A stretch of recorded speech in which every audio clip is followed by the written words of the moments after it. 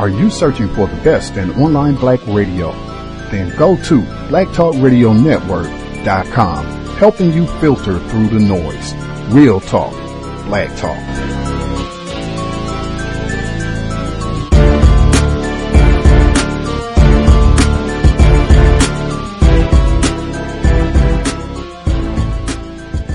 The internet is full of half-truths and all-out lies. We've all seen them, and many people on social media complaining about it.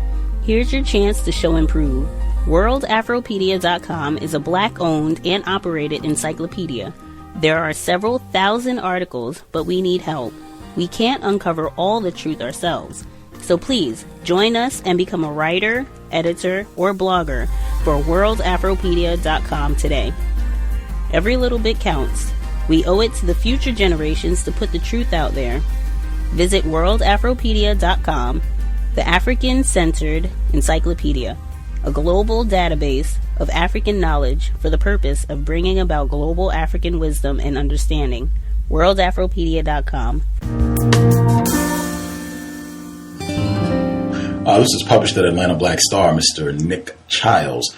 Beating sexual abuse of Illinois inmates detailed in lawsuit reveals torture black men subjected to in American prisons. I'm skipping down midway through the report.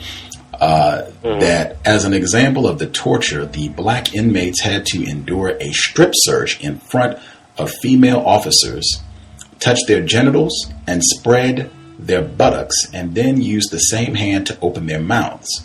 They would also have to march from their housing units to the gym at the facility with their heads on the backs of the prisoners ahead of them in line, so that one man's genitals were in direct contact with the next man's buttocks. If they broke the formation, they would be violently attacked by the guards, according to the suit. The guards called this nuts to butts. What is it? I think you were just talking about sexual abuse, state-sanctioned violence against black people, black males in particular. Look, this send me that article definitely, because I want to read it. But this is why this is funny. So I'm writing this book, The Man Not, and the second chapter of this book is on Eldridge Cleaver's lost manuscript, The Book of Lives. It's something that I found in some archives that has never been written about. People don't even know that this exists. And one of the things that Eldridge Cleaver points out about the prison industrial complex is that it's a hedonistic arena for white people's sexual pleasure. So what he says is that he says that, white people know that if you put men together in a prison who have been oppressed and told that they cannot embody manhood because they can't have a white woman, then what you do is you create a sexual anxiety that tries to seek out the sexual domination of other men. And he says it's because of this homoerotic nature of the prison industrial complex that white people use black bodies for sexual entertainment. It's a type of pornography for them. So when you mention this story, I think of all the cases of male-on-male rape. I think of all the cases of black men talking about domination and rape from the prison staff, including, and this is the part that's the most disturbing, including white female staff. There's a lot of law journals that are now talking about, and even studies. So the simple study that was talking about the rates of rape between men and women being the same gets that because she includes the prison population, and that's of course dominated, even the juvenile population, dominated by young black and brown boys. So you have a history of this eroticism involved with black male bodies and brown bodies that never gets talked about in terms of the academic discourse. When we think of incarceration, we think of it as simple violence, but there's a kind of sexualization that happens to black men, a kind of performance of homoeroticism that happens that's intimately tied up with how black bodies are treated, which is one of the reasons that this idea that black men can be raped, not only, in jails, but now we know, throughout history, I think I mentioned before, this is Thomas Foster's work, that because black men have been raped by white men and white women, that this becomes an aspect of racialized violence. And it is, and Gus, I'll tell you that it is incredibly hard to talk about this aspect of anti-blackness within the university. Because the minute that you talk about it, it implicates white men and white women in a way that is offensive to disciplines itself. In other words, because we've defined racism largely as a heteronormative project where men attack men, white men rape white women, and white women largely become, these passive, background subjects, we don't want to talk about the actions of sexuality towards male bodies. And the story you read is a perfect example of that. And this is something that Cleaver understood. Cleaver understood that, look, if you put black men in a position where they're going to be dominated, they're dominated not because of their race, but because of their sex. It is white men's homoerotic fantasy. It's their attempt to overcome the savageness of the black male body that attracts them to them. And the thing about it, we accept this on a heteronormative basis. Right? We laugh at the idea that black athletes have white cheerleaders. We laugh at the idea that rich black men get white women. So we accept the same kind of eroticism or exoticism when we talk about white women's attractiveness to black men. But then we completely dismiss it because we don't think that homoeroticism or homosexuality have anything to do with racism when you talk about the relationship that the white male body has to black male bodies. And this is why things like that at the prison happens. This is why the UN has report after report about prison rape in the United States and black men's victimization by giving the numbers of exonerations and false convictions, but nobody wants to talk about it. And it's sad because this is really us cutting down history to fit within certain disciplinary lenses, and that gets passed down into society because we're not educating children about slavery, including the rape of black men. We're not educating people or students about slavery, including the sexualization of black male bodies, and it's part of the reason of the castration during lynching. We simply hold on to these mythologies that are based in narrow heteronormative myths and disciplinary politics like feminism that are essentializing certain relationships between bodies and missing out on the terror that black men and boys and black people generally experience at the hands of white supremacist institutions and peoples. Context of White Supremacy. Gus T Renegade in for another broadcast, hopefully to share constructive information on the system of white supremacy. Today's date, Friday, January 27th, 2017. So I have been told. The audio segment at the beginning of the clip, the great Dr. Tommy Curry. He's been a guest on the program multiple times over the years. We had to start our debut study session on the Delectable Negro, human consumption and homoeroticism within U.S. slave culture. We had to begin the debut session with Dr. Tommy Curry because he's the person who mentioned this book to begin with. It's been some years now, but he first mentioned it back on the cows a few years back, and then he's referenced it a few other times in subsequent visits. I think I even read a passage from the book and allowed him to respond to it on one of his visits to the program. But even though he didn't say the book's title in that segment, what you heard gets right to the core of a lot of the main points that we're going to hear about in the Delectable Negro. Really excited to get started on the book. This was tied for top votes with Gwen Ifill, The Breakthrough, and now that we finished that up, I think this is going to be a much more enjoyable read. Mr. Woodard is a black male. Without further ado, we will get started.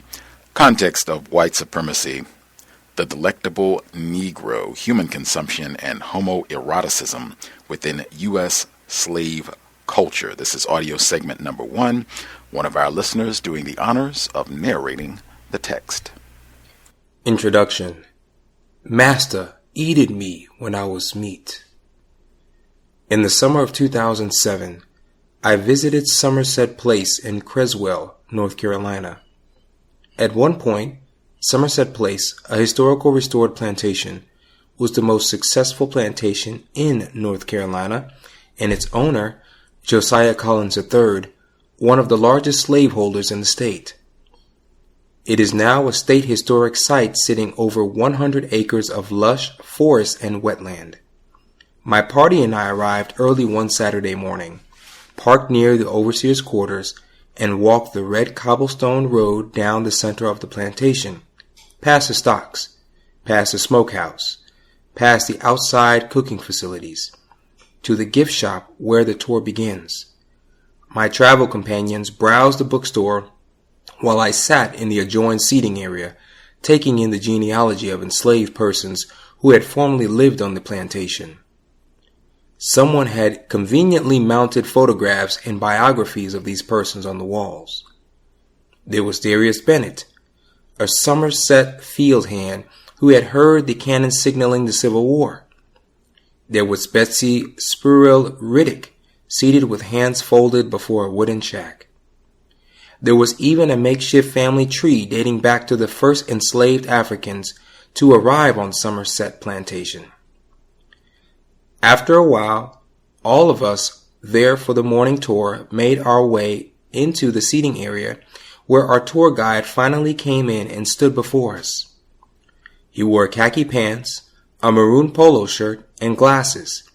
He was blonde-haired, blue-eyed, and stood about 6'3" tall.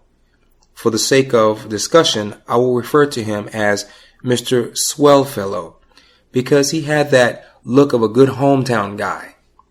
He probably lived in the same neighborhood as his mother, if not with his mother, volunteered with the local fire department, and had a high school sweetheart he was engaged to. Went to church every Sunday, and as far as I could see, wore honesty about his face like a child wears a milky mustache. He was totally disarming and chubby and southern, and immediately attentive, standing before us, leaning on the mantel of the fireplace. After warming to us, he began by talking about the pictures on the wall and quickly segued into minor details about the plantation. Not all of the original buildings had been restored to the plantation. This was a walking tour that would begin at the overseer's quarters and end at the big house. A woman who had once tried to escape was put into the stocks in the wintertime. Her legs froze, and they had to be amputated. Each month, enslaved adults received a ration of a peck of corn and 3 pounds of dried meat. The slaves on this plantation were well fed, Mr. Swellfellow emphasized before rattling off more details about the tour. I tried to stay focused, but my mind returned to the rationed meat and cornmeal. The fact that hard field labor would have depleted such rations in a week, in the image of happy, well-fed darkies ever so casually introduced into Mr. Swellfellow's presentation. I raised my hand and waited for Mr. Swellfellow to call on me. True to his namesake, Mr. Swellfellow noticed my hand and welcomed my question. Mr. Swellfellow, I began, I want to go back to an earlier point you made for clarification. You said that the enslaved were given a peck of corn and 3 pounds of meat, and then you said that they were fed well. But to my thinking, the enslaved must have gone hungry, especially those working in the fields who would have needed more subsistence than this to sustain them in backbreaking, day-long labor. The smile on Mr. Swellfellow's face dimmed a little, even as he formulated an entirely hopeful response. The slaves were fed well, he insisted. It was not in the economic interest of the master to starve them, and besides, the Collinses were kind and had benevolent rations with their slaves. I raised my hand and waited for Mr. Swellfellow to call on me. True to his namesake, Mr. Swellfellow noticed my hand and welcomed my question.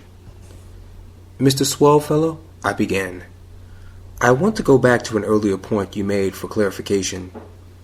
You said that the enslaved were given a peck of corn and 3 pounds of meat, and then you said that they were well fed. But to my thinking, the enslaved must have gone hungry, especially those working in the fields who would have needed more subsistence than this to sustain them in back-breaking, day-long labor. The smile on Mr. Swellfellow's face dimmed a little even as he formulated an entirely hopeful response. The slaves were well fed, he insisted. It was not in the economic interest of the master to starve them, and besides, the Collinsons were kind and had benevolent relations with their slaves. They weren't the type to make their slaves go hungry. Actually, Mr. Swellfellow, I interrupted, it was in the economic interest of slave masters to starve their slaves. This fact is well documented in literature written by fugitive slaves. And on the subject of kindness, the so-called kindness of masters hardly ever, to my knowledge, interfered with their profit motive. What better way to profit than by giving your slaves minimal nourishment while you expect, in return for investment, maximum labor output? Only after I stopped speaking did I realize I was shaking internally and had taken an edge to my voice. I become aware of my African American travel companion sitting across the room and the few other white tourists who were part of our morning party. Mr. Swellfellow had flushed and began to sweat. He had become anxious and nervous. Clearly, his National Park Service tour guide training had not prepared him to deal in a knowledgeable manner with questions of hunger and starvation on the plantation. Perhaps, too, he felt embarrassed at his immediately defensive posture, embarrassed at his rushing to defend the master, and, finally, embarrassed and angry at my daring to challenge what was clearly a sacred memory. Contented, well-fed blacks roaming about the plantation. Needless to say, this initial interaction with Mr. Swellfellow set the tone for the remainder of the tour. When, during the walking tour, he brought up the subject of enslaved persons stealing meat from the smokehouse, I responded by asking why such well-fed persons would have provocation to steal meat in the first place. At one point, thoroughly frustrated with the constant reinforcement of the pastoral and goodly nature of life on Somerset Plantation, I said to our tour guide so that everyone could hear, "Mr. Swellfellow, it seems to me that you and the state of North Carolina are invested in an image of the masters as goodly, and that you are not willing to entertain perspectives of plantation life that go against this reality."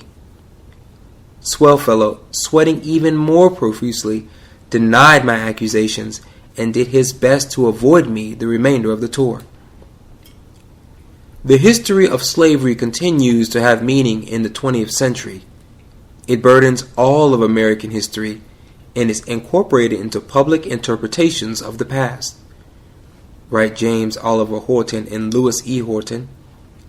We need look only as far as Somerset Place for an example of a historically laden and contested site of slavery memory.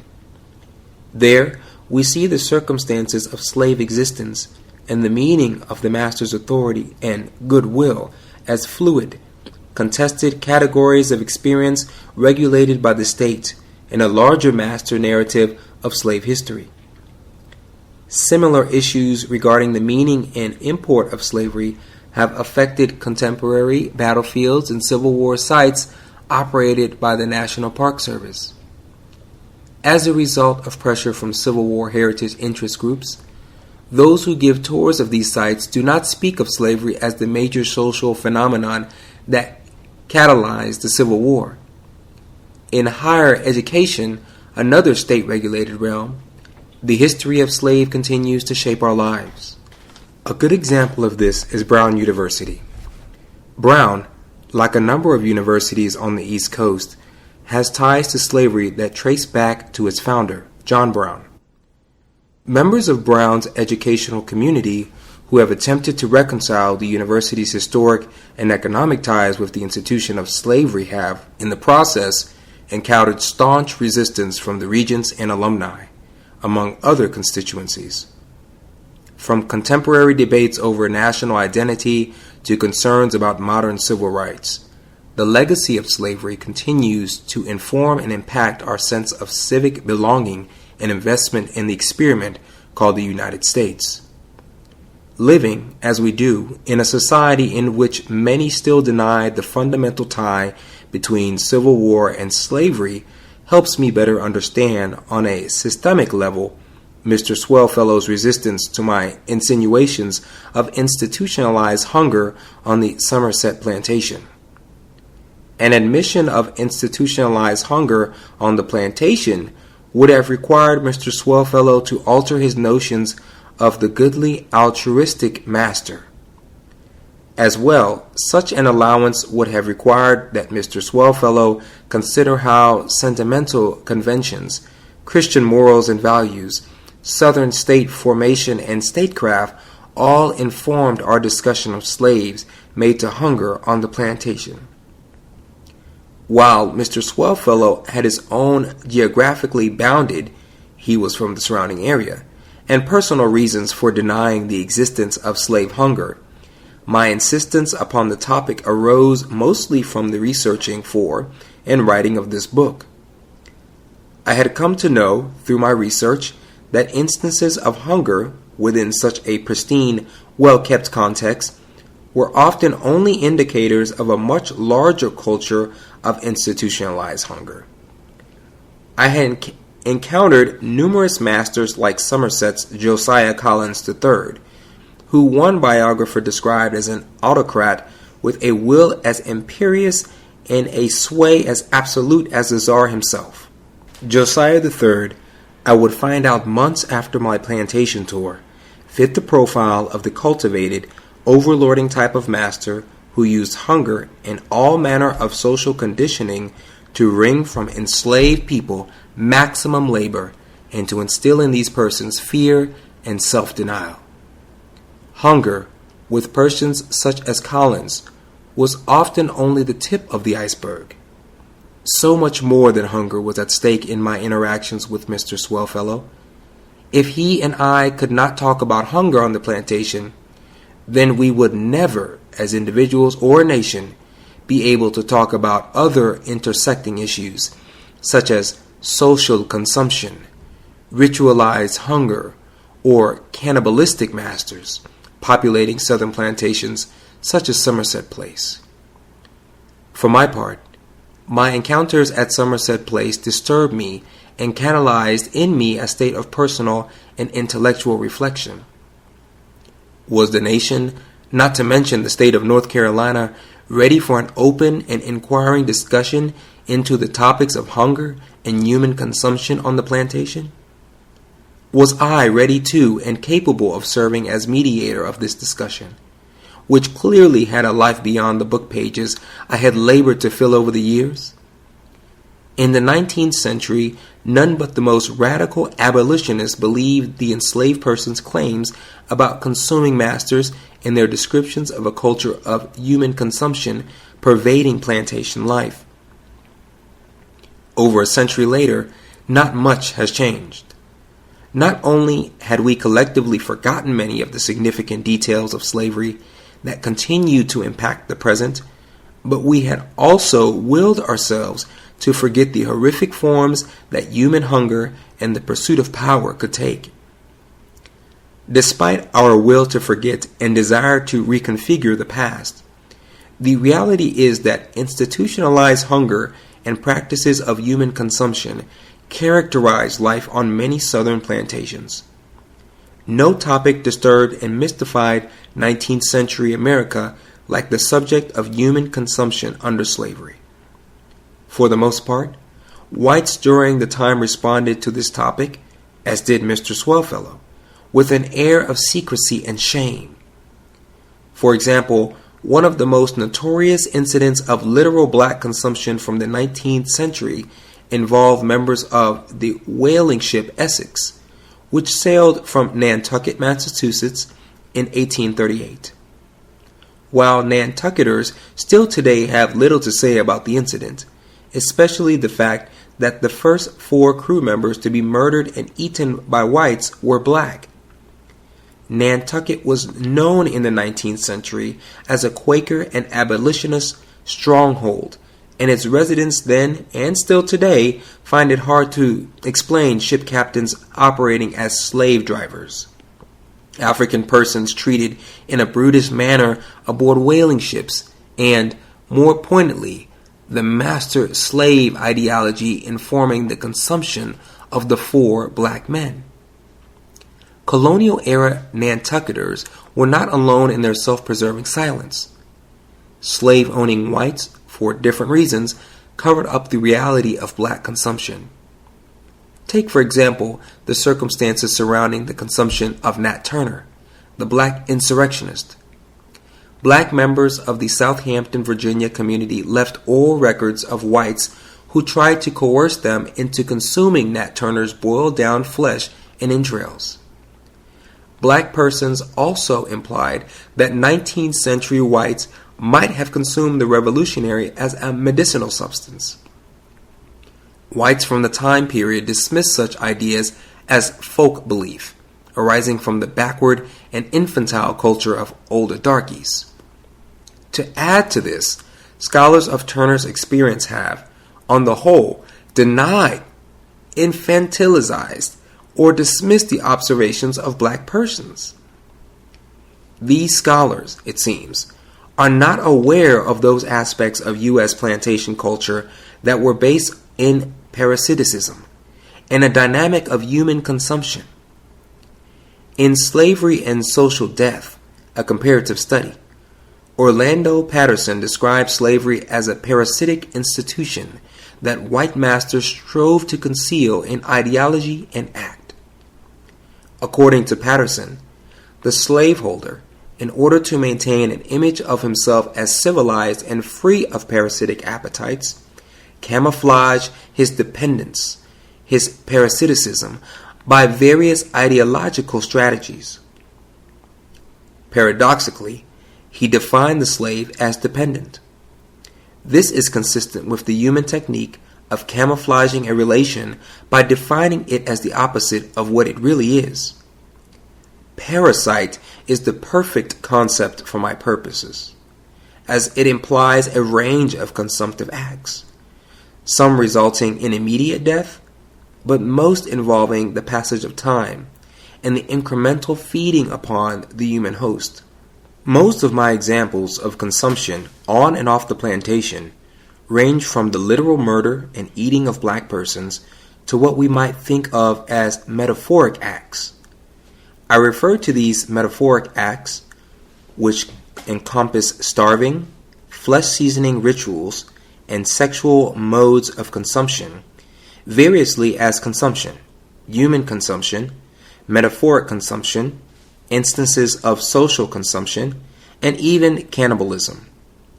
I will explain the historical and contemporary significance of such terms as cannibal later in the introduction, but I wanted to acknowledge here that I do use a range of terms to describe instances of consumption. My cluster of terms challenges the layers of stereotype and imprecise language that have historically characterized the topic of the consumption of slaves. As a common strategy, masters often hid their appetites and hungers in stereotypes and ideologies that attributed these characteristics to the slaves. Patterson describes a reality wherein the master deflected his appetites and hungers onto myths of the chattel slave as dependent, childlike, and somehow ennobled by the master's consumptive needs.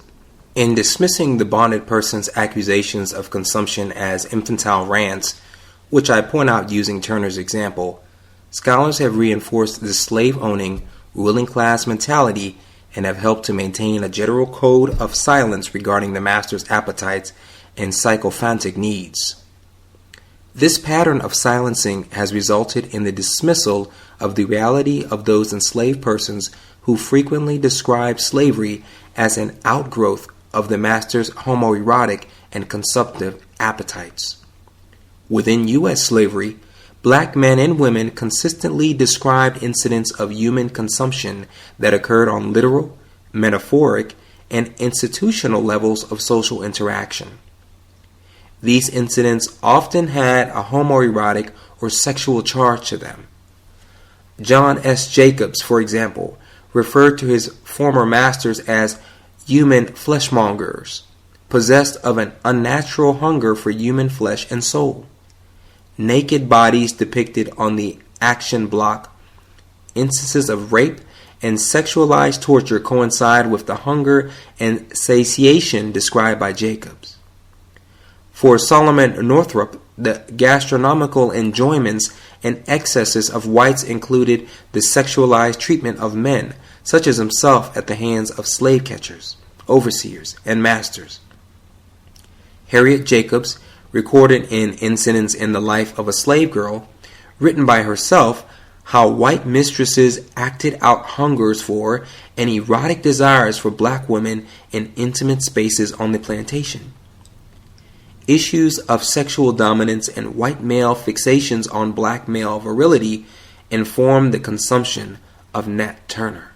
Acknowledging how scholars of U.S. and transatlantic slavery have largely ignored and dismissed accusations of the cannibalizing of black Americans, I take the enslaved person's claim of human consumption seriously, and I attempt throughout this project to draw attention to how blacks experience their consumption as fundamentally erotic and more specifically homoerotic occurrence. Given the taboo nature of homoeroticism in the 19th century, black people rarely wrote about same-sex experiences or encounters with whites. In the context of consumption, though, this topic was unavoidable. For blacks could not identify, name, in language and concept, negotiate, or resist the culture of human consumption they saw pervading plantation life without unearthing the erotic implications of their consumption and, even more, constructing a sexual politics that included homoeroticism. Amazingly, 19th century black Americans, without conscious forethought, created an entirely new language and symbolic system to describe not just their consumption, but also the deeper homoerotic nuances of black life under slavery. Linking this personal reality to the larger national political terrain, they developed strategies of resistance, a politics of moral accountability, and a social vision of human consumption that implicated the most cherished values and tenets of the Republic. When black Americans describe instances of the eating, cooking, and consumption of flesh in slave narratives, newspaper articles, speeches, testimonials, sermons, and autobiographies, they not only question the national body politic, but also try to understand why and how they had become so delectable, so erotically appetizing to a nation and white populace that, at least rhetorically, denied and despised their humanity.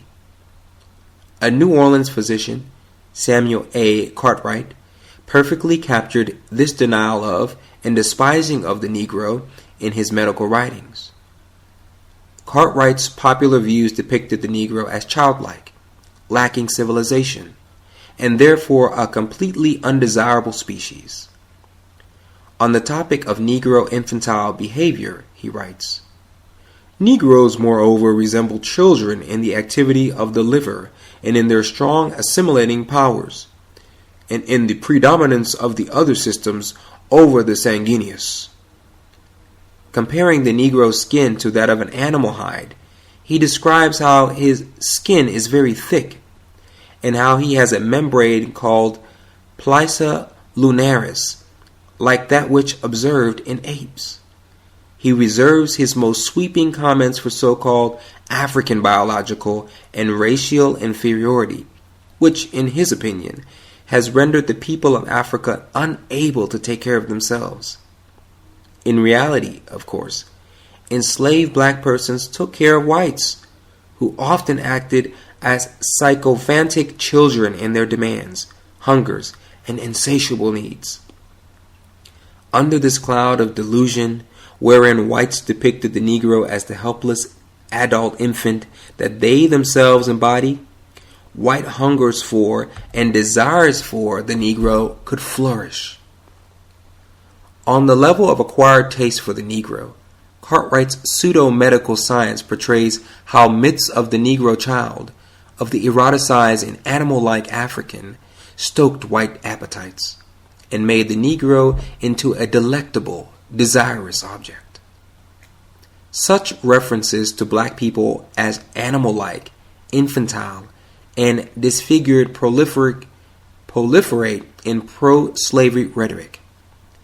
They are so common that we do not naturally think of them as indexes of desire, of white people's fixations upon and obsessions with black bodies and sex. Even more, we are not in the habit of reading homoeroticism into comments made by persons such as Cartwright. Within the culture of consumption, there existed numerous examples of homoerotic affection between black and white men, sexualized violence, and incest bonds, among other phenomena. Yet such affections were often veiled or hidden within rhetorics of objectification and abjection. For white men, sex with and sexual attraction to black men was a natural byproduct of their physical, emotional, and spiritual hunger for the same. For black men, on the other hand, homoeroticism was a means of resisting, accommodating, and transforming the discourse of black consumption. For example, in the process of speaking about their sexual consumption, black men crossed gender boundaries, adopted the genders and identities of black and white women, and imagined themselves giving birth to new archetypes of the nation. Within black nationalist movements dating from slavery to the 1960s, black men linked effeminacy and homosexuality with the white desire to culturally and spiritually consume black men. Even black women in the late 20th century linked their discussions of mother hunger and self-consumption during slavery with violent acts of homoeroticism, references to male rape and oral violation. While the culture of U.S. consumption frames my narrative, this is a book as much about homoeroticism as it is about flesh consumption. The multiple desires, African American men and women successfully resisted their consumption and constructed a racial politics based on the hunger and desire to recover self and collective. Transatlantic origins of black consumption. The origins of the U.S. culture of consumption trace back to the first contact between colonizers and coastal Africans. By the early 20th century, even Europeans admitted to and documented a connection between European global expansion and a sexual libidinal appetite for African flesh. A cartoon published in the French journal Le Rire in 1911 demonstrates how European hungers for conquest sometimes coincided with a homosexual hunger for African flesh. In the foreground of the cartoon, a porter, soldier, and general gather around a Bakongo man stabbed into a skewer. The Bakongo man spins around and awaits the slice of the butcher's knife resting at his knees. A 1937 cartoon published in the Belgian magazine Hunger Leven that also depicted Europeans' cannibalism had a caption that perfectly captured the irony of an African turning on a skewer. Any takers for Negro soup? Such cartoons depict a different species of cannibal and an altogether different master narrative of cannibalism informing European expansion into Africa. The word Congo is tattooed on the African man's loincloth, establishing a connection between the carving up of Africa by numerous European nations and the carving up of the African male body.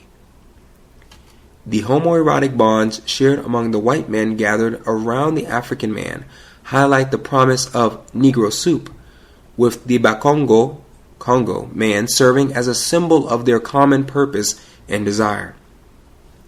The African body is spread-eagled before this tableau of male bonding. The general and his captain of arms, who turns a skewer, look across the black man's body into one another's eyes. The other men, bent over the half-naked body, appear to be captivated by their vulnerable prey turning delectably on the skewer. One soldier has his hand on his hips. The other has his palms pressed together and tucked tightly into his groin. The knife in the general's hand resembles a phallus, thick on the bottom and narrower at the tip. With his phallus in one hand, the general squats between the African man's legs, holding his calves apart. The Bakongo man is positioned in a manner that provides for easy anal access, the missionary position.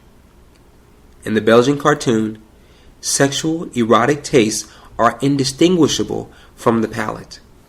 The knife and the phallus are interchangeable signifiers.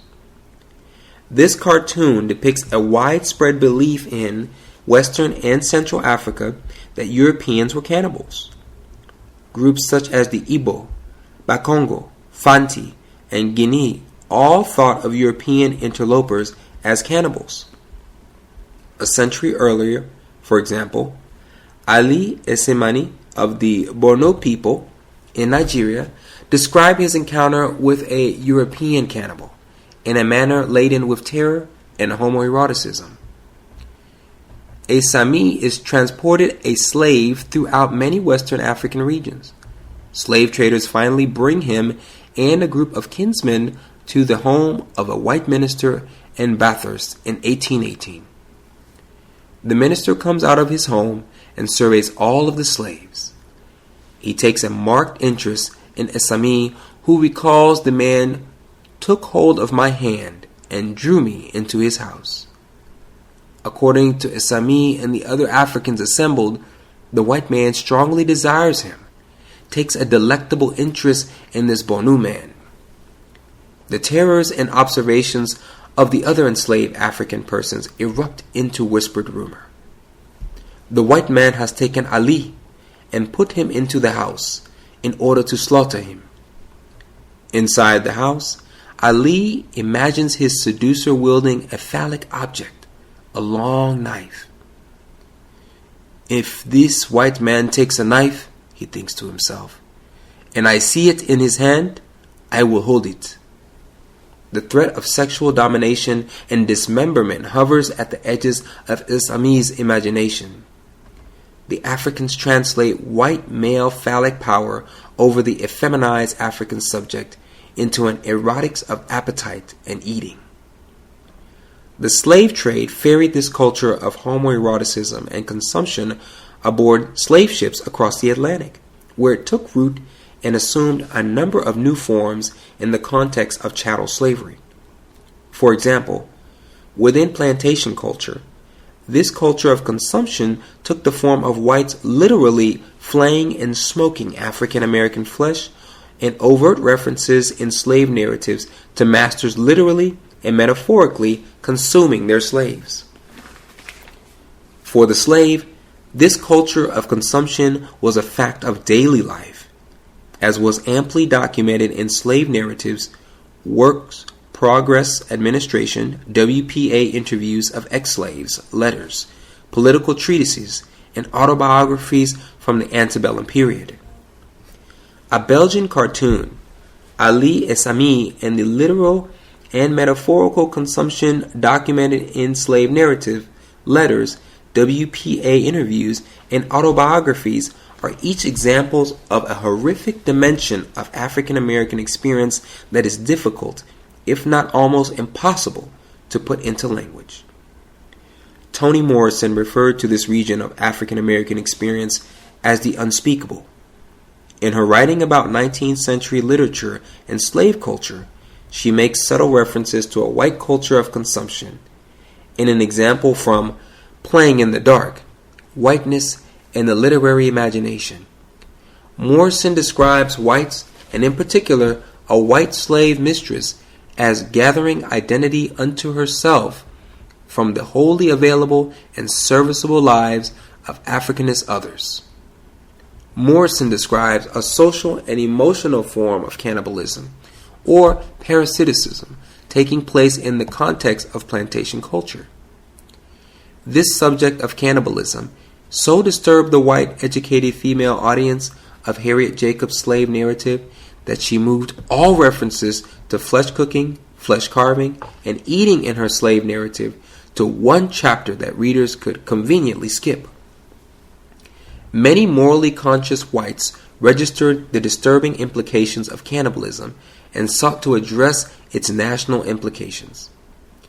For example, in Herman Melville's Moby Dick, or The Whale, which the author based upon incidents of consumption of black males at sea, Ishmael draws a parallel between his cannibal shipmate and George Washington, the first president of the United States. Queequeg, says Ishmael about his companion, was George Washington's cannibalistically developed. It is possible that our beloved slave-owning first president and founding father, George Washington, embodied cannibalistic hungers?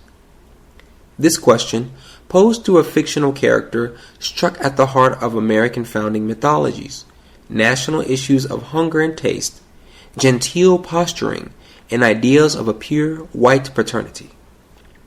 For African Americans, this question was much more personal and poignant. Most slave narratives contain overt or covert references to flesh eating. In his Narrative of the Life of Frederick Douglass, an American Slave, Frederick Douglass described the entire institution of slavery as a towering cannibal being. There stood slavery, glaring frightfully upon us, its robes already crimson with the blood of millions, and even now feasting itself greedily upon our own flesh. Most of what Douglass knew and felt, though, about his institutionalized cannibalism remains unspeakable and undocumented. I wish, he says, I wish I could commit to paper the feelings with which I beheld it. In part, the subject of cannibalism has been unspeakable for black men because of the homoerotic implications of such experiences.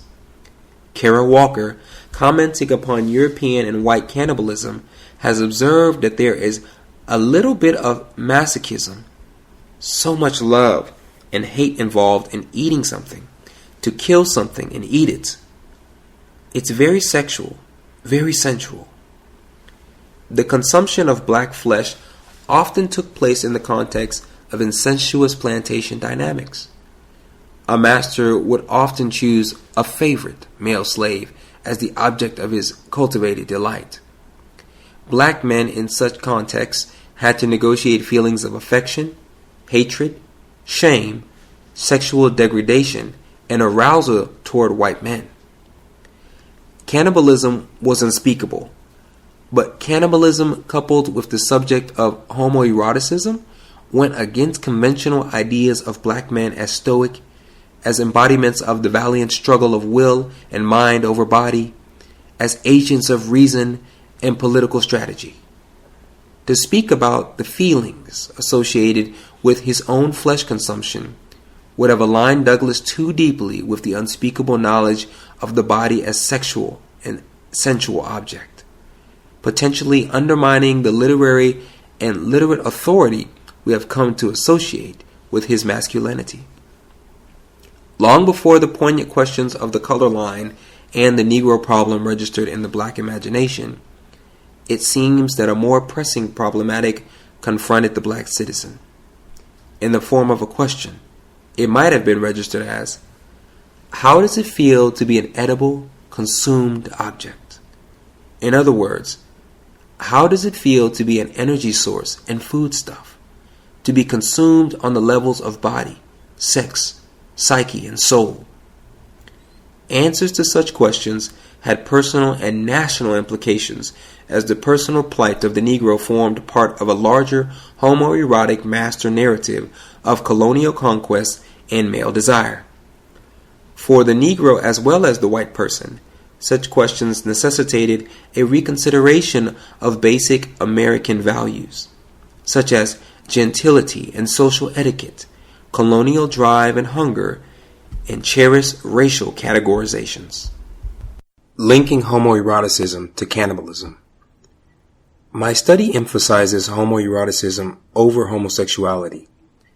By definition, homoeroticism implies same-sex arousal and draws attention to those political, social, and libidinal forces that shape desire and, ultimately, the homosexual act.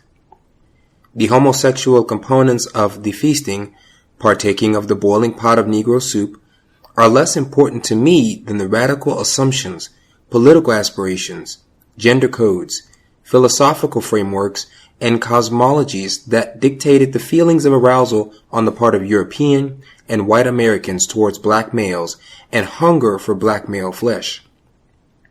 For example, the larger discussion of Negro effeminacy, or the idea of the Negro as the lady of the races, shapes European male desire in the Belgian cartoon. It sets the stage for homosexual consumption and makes possible what Eve Sedgwick refers to as homosocial bonding. Sedgwick has written about Victorian-era homosocial desire as operating through triangulation, operating through its relation to women and the gender system as a whole. Her referent for gender is the female body. However, in the cartoons discussed above, the African man functions as the feminized figure. Through him, the general, the soldiers, the porters, and the field attendants bond and share in homoerotic desire. The final outcome of the Negro soup scene is a type of homosexual consumption. However, long before we get to the homosexual act, the machinery of homoeroticism clicks into play, shaping and dictating the meaning and significance of the homosexual act. David Halperin has cautioned against easy conflations of modern conceptions of sexual subjectivity with those that figured in the emotional lives of pre-modern subjects. His concerns reflect the general understanding within queer theory of homosexuality as a constructed historical phenomenon. Medical and physiological discourses at the turn of the 20th century normalize and pathologize the homosexual personality type. The word homosexual was, in turn, reclaimed by the same-sex identified activists, intellectuals, and cultural workers in the 1950s and 1960s. However, the word homosexual had no currency in the 18th and 19th centuries. Neither, for that matter, did the word homoeroticism. Taking to heart the importance and necessity of historical specificity, I do not attempt to homoeroticize black experience in the 19th century. That is, I do not attempt to graft an arbitrary language and sexual modality onto the time period. The word homoeroticism in my study serves as a referent for the large set of same-sex desires and intimacies that include romantic friendship between men, same-sex incest in the context of plantation patriarchy, the romanticization of and exotization of whiteness, and literal and metaphoric cannibalism, among other things. All of these terms I identify and extrapolate from their appropriate historical and cultural contexts. Often, though, when a blanket term is called for, I use the word homoeroticism to refer to any combination of these subcategories of experience. By coupling homoeroticism with cannibalism, I have sought to ground the meaning of the word cannibalism in the African-European encounter in the Middle Passage, the originary site of black erotic sexual encounter. Paul Gilroy's The Black Atlantic, Modernity and Double Consciousness, resuscitates the Atlantic as a living symbolic and cultural entity for black people of the African diaspora.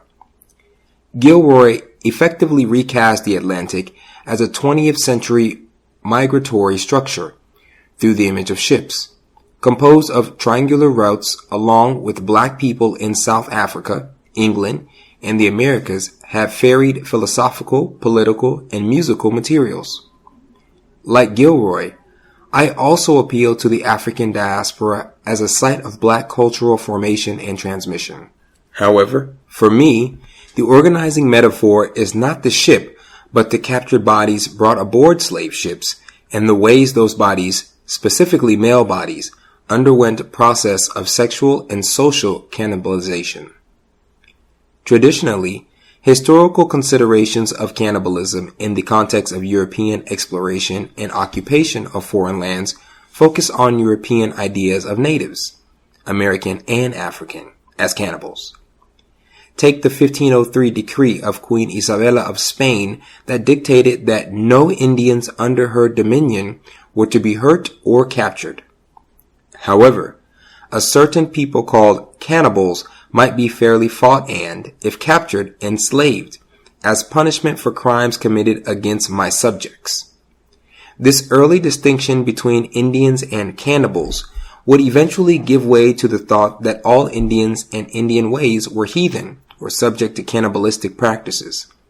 Similarly, Europeans, generally speaking, believed diverse African groups from one end of the continent to the other a cannibalistic race.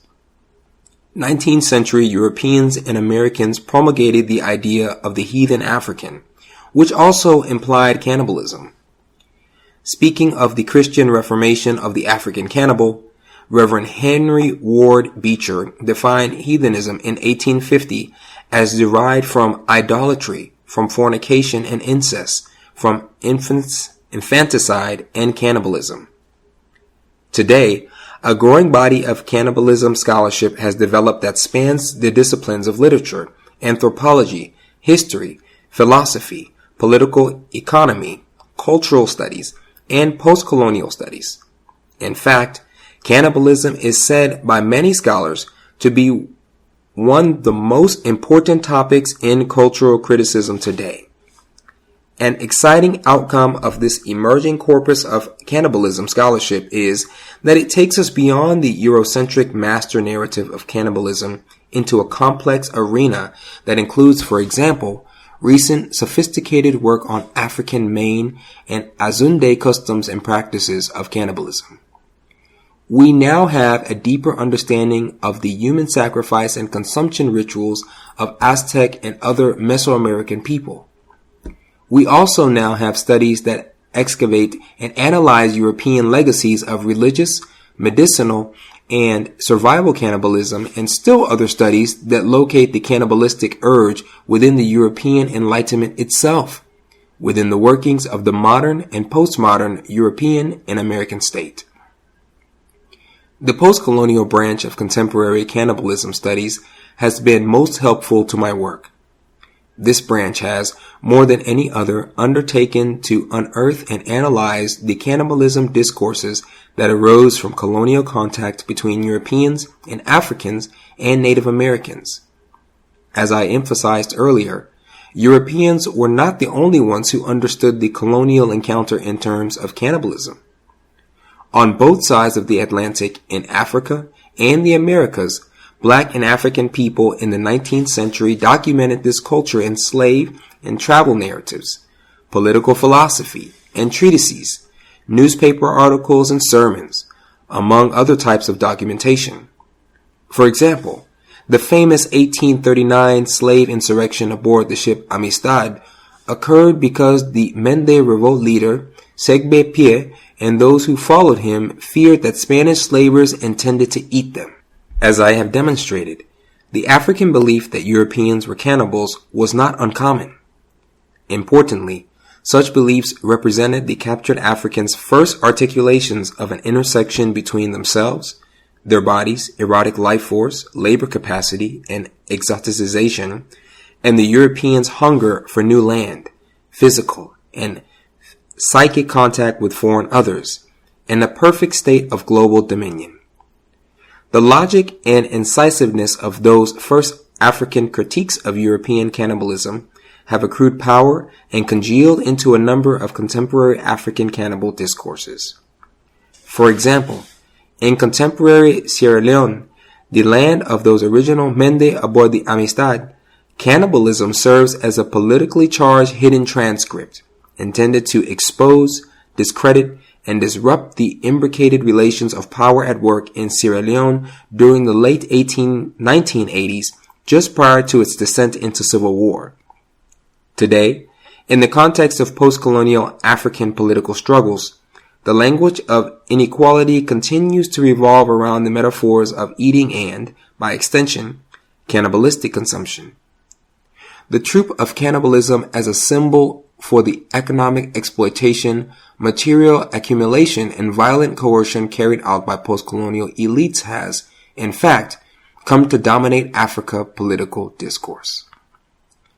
Because the examples of cannibalism that I use in the book range from figurative tropes to literal flesh-eating to rituals of flesh-taking and harvesting, I employ a cluster of terms that delineate the range of applications and cannibalism context that my study encompasses. The list includes the word consume, consumption, social consumption, appetite, taste, delectable, delectability, hunger, ingestion, and auto-cannibalism. I use the words cannibalism and consumption interchangeably. The phrase a culture of consumption might elsewhere appear as a cannibal culture. I frequently use consumption as a modifier, as in consumption rituals and consumption practices. I think that my preference for the word consumption has something to do with the word's rootedness in modern notions of market economies, commodities, consumer appetite, and so forth. While my usage is always particular and usually grounded in human-to-human exchanges, I always have in mind the affluent ruling class 18th and 19th century economies that make possible the consumption of the slave along with other traded commodities, such as liquor, spices, and foodstuffs from foreign lands. I use the words taste, appetite, and delectable mostly to refer to how the desire for the African slave or American black person had Epicurean implications. This desire was less about literal consumption and more about the cultivated taste the white person developed for the African.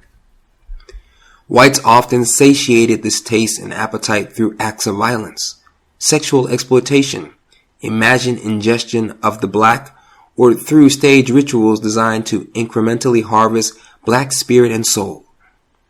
The delectability of the black person was of course a factor in literal flesh consumption. But my main point, which I explain at length in Chapter 1, is that literal cannibalism always occurred within cultural, ideological contexts.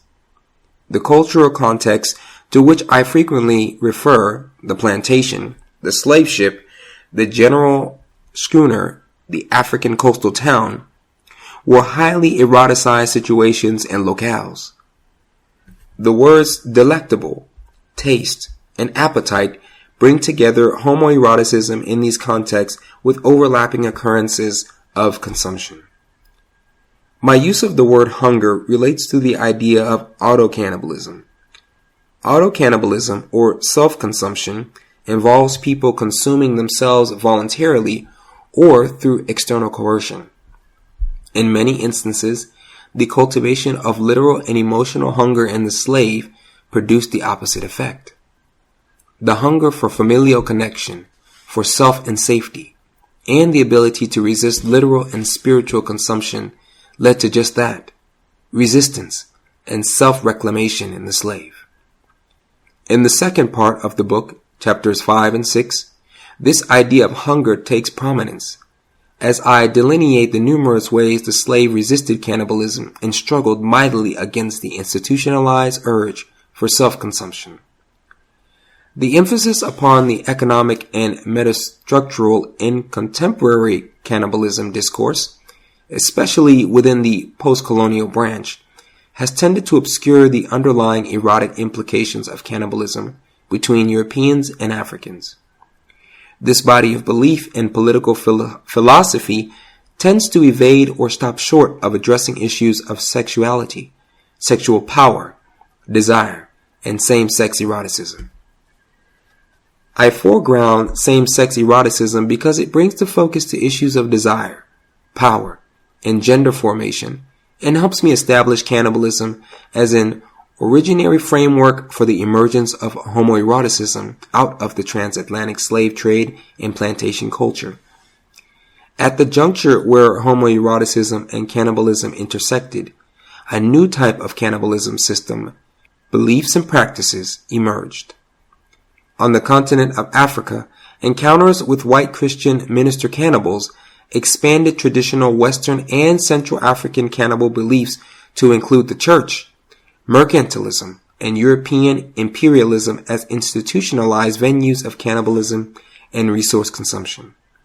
In the U.S. South, the complexity and newness of the cannibal system registered in legal and religious discussion about Christian cannibalism, and an existent cannibal jurisdiction within Southern legislative and geographic territories. Context of White Supremacy. Gus T Renegade in for another broadcast. Hopefully to share constructive information on the system of white supremacy. We just heard the first audio segment Vincent Woodard, the Delectable Negro again. Hat tip. Much gratitude for Dr.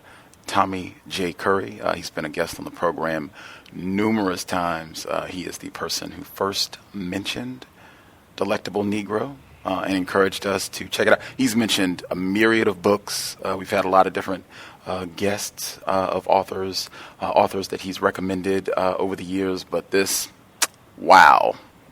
Wow. Right on for Dr. Curry. Okay. Number to dial, 641-715-3640. The code is 564-943 pound. Press star 6 if you would like to participate. That number again, 641-715-3640. The code is 564-943 pound. Press star 6 if you would like to participate. You can use the free VoIP line if you don't want to use your phone to dial in. It's linked at Black Talk Radio Network. The address, tiny, tiny.cc/1race. And that is the number 1.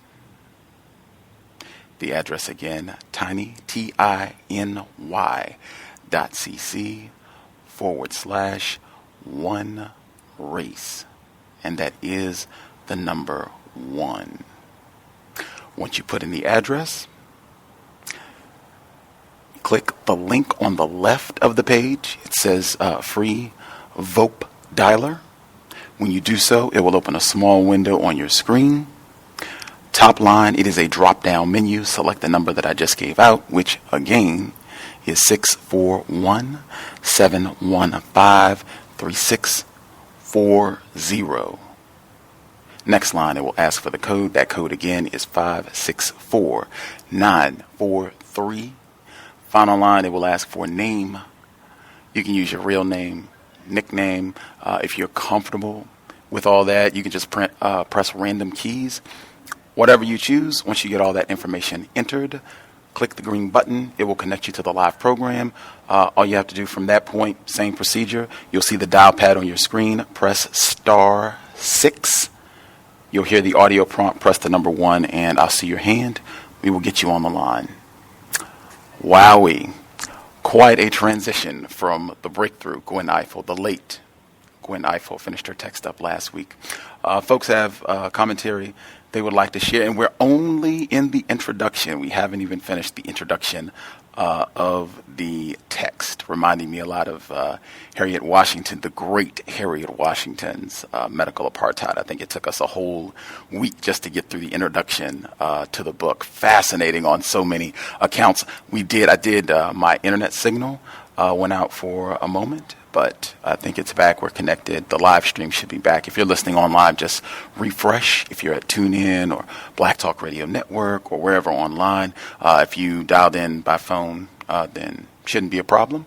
But hopefully we won't have any more disturbances. Folks who dialed in with a hand up, line should be open. Feel free to share.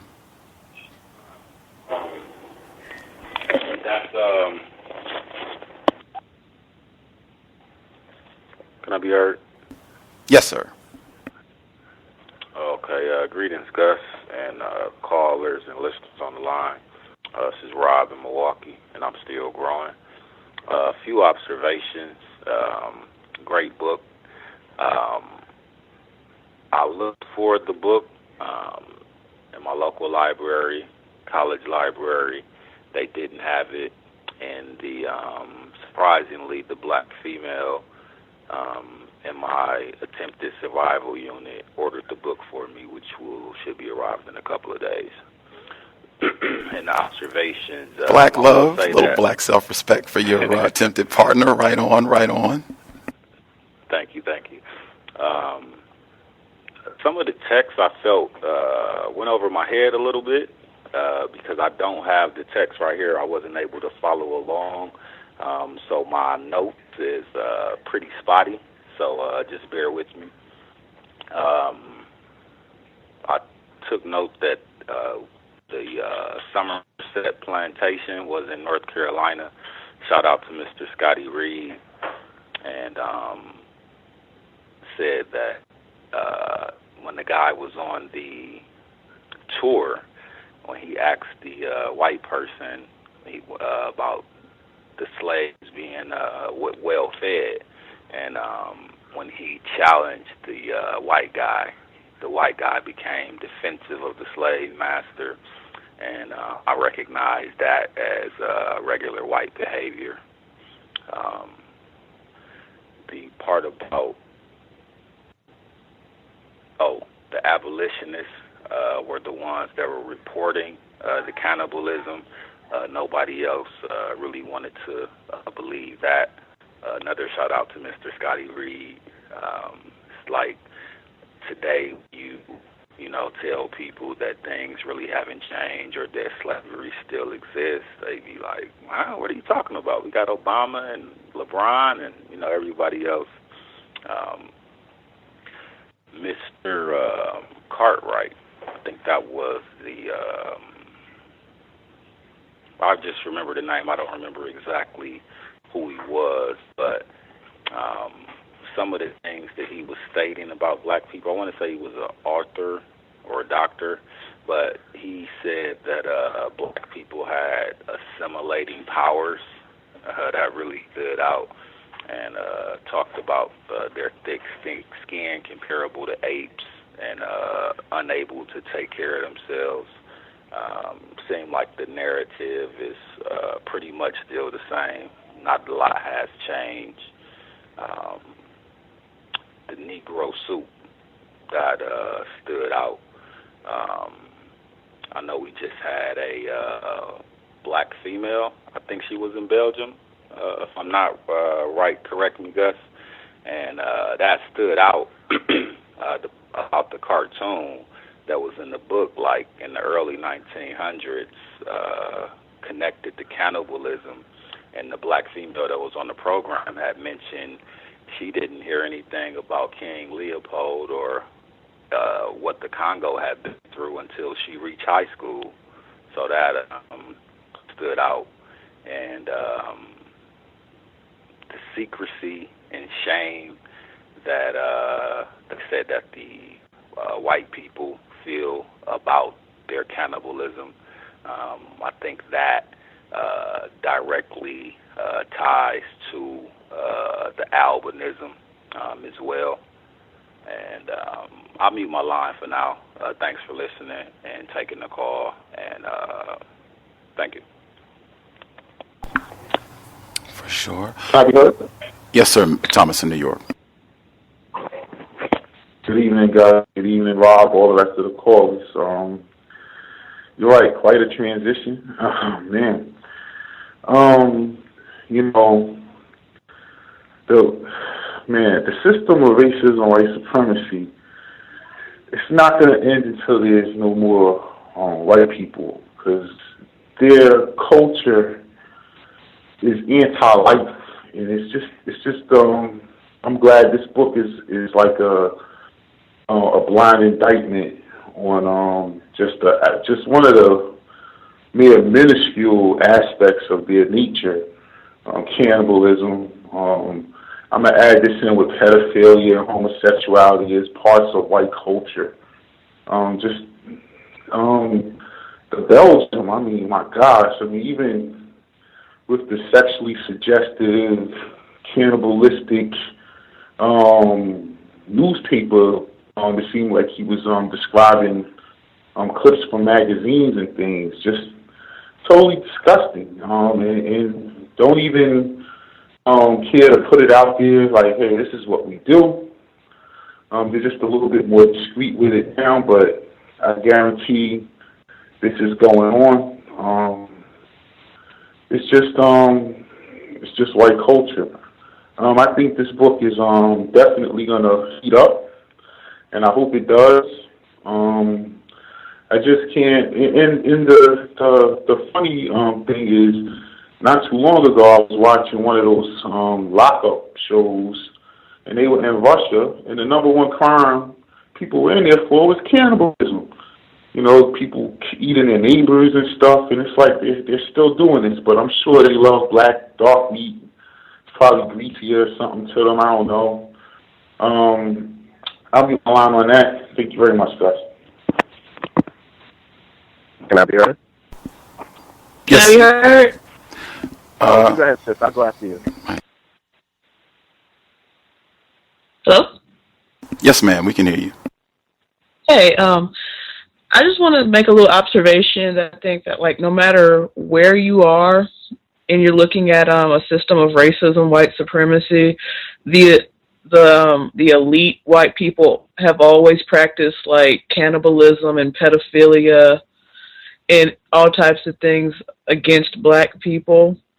And I'm not sure if it's some kind of ritual or anything like that, but I think it's like no matter where you look at in any point in time, from slavery all up through Sandusky, it's always some type of elite, rich white people harming black bodies with sex and cannibalism. And I mute my line on that. Can I be heard? Yes, sir, Roz. Greetings to you, Gus, to all the other callers and listeners. You have no idea how excited I am about this book. When I first read it, and super big up to Dr. Tommy Curry. That brother is incredible. I love him, and this book was just one of the greatest gifts he gave to me as far as reading. And I just felt it was so important for us to collectively read the book, and especially from a counter-racist perspective. So prepare yourself, folks. It's going to be a really good one. Might be hard to stomach some of it, but it's totally worth it. To get to the text itself, he writes on page 6, Colonial era Nantucketers, were not alone in their self-preserving silence. Slave-owning whites, for different reasons, covered up the reality of black consumption. Take, for example, the circumstances surrounding the consumption of Nat Turner, the black insurrectionists, black members of Southampton, Virginia community, of the Southampton, Virginia community, oral records of whites who tried to coerce them into consuming Nat Turner's boiled-down flesh and entrails. Black persons who implied that 19th century whites might have consumed the revolutionary as a medicinal substance. Whites from the time period dismissed such ideas as folk belief arising from the backward and infantile culture of older darkies, in quotes. To add to this, scholars of Turner's experience have on the whole denied, infantilized, or dismissed the observations of black persons. And what I find interesting about this is that we have the same thing happening today, where black people are not believed for anything that we say. Nothing we say is taken seriously. And even though it's documented evidence there, stuff is happening, captured on camera, you're still not believed. It reminds me of Rosa Parks, and when you discussed Gus earlier in her life, when she did domestic work in white people's houses, about the wholesale rape that was taking place down south with black women, and that they couldn't even go to the police and report rape. It was literally like a non-existence of black women going to report it because they had no power to get anything done about it. So this is just a culture of keeping black people silent, and in our silence, we allow them to perpetuate the same misdeeds on subsequent generations. So it's so important for us to talk about what's happening to us, even though it can be very traumatizing to have to psychologically relive some of the things these white people do to us. That's why I love workplace racism. Thank you for that. On the following page, he writes, my cluster of terms challenges the layers of stereotype and imprecise language that have historically characterized the topic of the consumption of slaves. As a common strategy, masters often hid their appetites and hungers and stereotypes and ideologies attributed these characteristics to the slaves.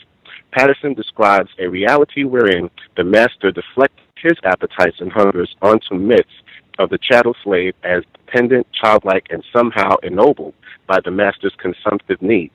In dismissing the banded person's accusations of consumption as infantile rants, which I point out using Turner's example, scholars have reinforced this slave-owning, ruling class mentality have helped to maintain a general code of silence regarding the master's appetites and psychophantic needs. Now, this is very, very important to me because when you look at the entire system of white supremacy, is also a major thing is deception in the form of projection. So essentially, like he's saying here, everything that the white people placing on the slaves as far as black people being cannibals, black males being the effeminate race, I guess, all of those things are things that are inherent in white culture. And it's just interesting because even today, it's the same practices again. They're still projecting their behaviors onto us. And systemically, globally speaking, we are the demonized group of all other groups because they're the darkest. So it's really something to look at, just the patterns of behavior and how they continue to survive. And sometimes just by our mere silence, we actually give more power to it because we're not forming our children and subsequent generations about what to expect from these people in order to fight the system of white supremacy. At the bottom of the page, he writes, given the taboo nature of homoeroticism in the 19th century, black people rarely wrote about same-sex experiences or encounters with whites. In the context of consumption, though, this topic was unavoidable, for blacks could not identify, name in language and concept, negotiate or resist the culture of human consumption they saw pervading plantation life without unearthing the erotic implications of their consumption. And even more, constructing a sexual politics that included homoeroticism. Amazingly, 19th century black Americans, without conscious forethought, created an entirely new language and symbolic system to describe not just their consumption, but also the deeper homoerotic nuances of black life under slavery. And what I find interesting about that is that they speak about the taboo nature of homosexuality and homoeroticism. And, of course, for black people, it's not something that we would discuss, especially in the early 19th century. Juxtapose that to today, where they're teaching little children in elementary school about all kinds of LGBTQ, all kinds of rogue sexual behavior. And to put it in context, stuff like this being discussed today would be so normal.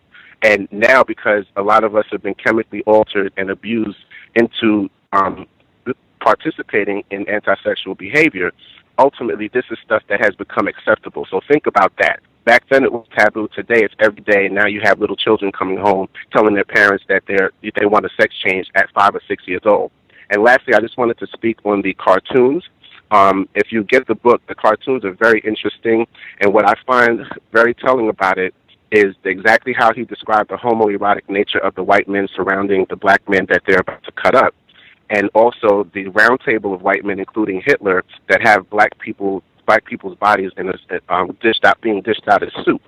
It just says that when white people collectively get together, all they think about is consuming black people, and that is why we have a lot of the experiences we have at the job and in our daily reality dealing with whites. All of it is a form of consumption. Even the murders of our people on camera, when you see it happening, they're consuming that by making it the new modern-day postcards of lynchings. Thank you, and I'll mute my line.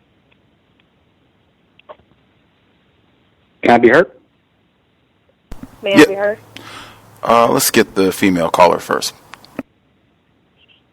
Hello, this is Jay from Ohio. I just wanted to say I feel like when I went back in the archives and I listened to Medical Apartheid, I feel like it keeps coming up almost every time that I look around, or even like we do some type of book study or what have you. But it just definitely makes me think about, especially in the part where they were talking about this, where the author was talking about as far as some white physician saying that we have thicker skin, and that just goes back to Medical Apartheid. It is definitely one of the best books I've ever heard of. But when the author was talking about just the consumption, and I used to read a lot about serial killers, especially Jeffrey Dahmer, it definitely puts it into a lot of context as far as why he he enjoyed like melanated men so much, especially most of his victims being black men. And then also reading about another serial killer in Europe after or around World War I, where he would take children, take vagrants, and I think he had like a butcher shop, and he would sell the meat to people, and when other white people, they thought it was suspicious about all this meat. Someone else would tell them, well, you should be happy that you're getting meat at all. But it definitely helps to better understand the whole cannibalism as far as the actual ingesting of humans. And that's basically all also one other thing, it also made me think about, on one episode you were talking about how Dr. Frances Cress Welding, she was looking in the newspaper, and or maybe it was a poster board or something like that, where they're talking about organ donations, and it had a picture of a black male, and it said, well, we need so many eyes, and the arrow to the eyes and what have you. And that's also, it also helped me to better understand that, as far as it's not just physical consumption, like the author was saying, but it is consumption in so many different ways. That's all I have for now. Thank you for listening. Can I be heard? Yes, sir. Okay, greetings, Gus, and greetings to the callers and listeners. This book is pretty interesting if you can stomach it, but, it's lots of information so far. The introduction where the author met this Mr. Swell fellow, he calls him, white people always like to downplay the atrocities of slavery. It's funny, like my father used to tell me about, white people he used to argue with about, slavery wasn't all that bad, and he'd look at them all crazy, like, are you kidding me? And, what's also interesting is in my family lineage, and you talked about North Carolina, we trace our lineage back to North Carolina as well. And, it kind of like gives me flashbacks, because we have documented narratives of my great-great-grandfather who talked about slavery during his time. So that was kind of reminded me of that. When it talked about the Nat Turner, when Nat Turner was chopped up and eaten by the white people, I went back to I thought back to the Birth of a Nation movie that came out last year, and they talked about how his skin was used for oil. And I thought that was interesting because, I guess that was their kind way of letting them know what whites did to Nat Turner, and leaving out the part of them eating Nat Turner.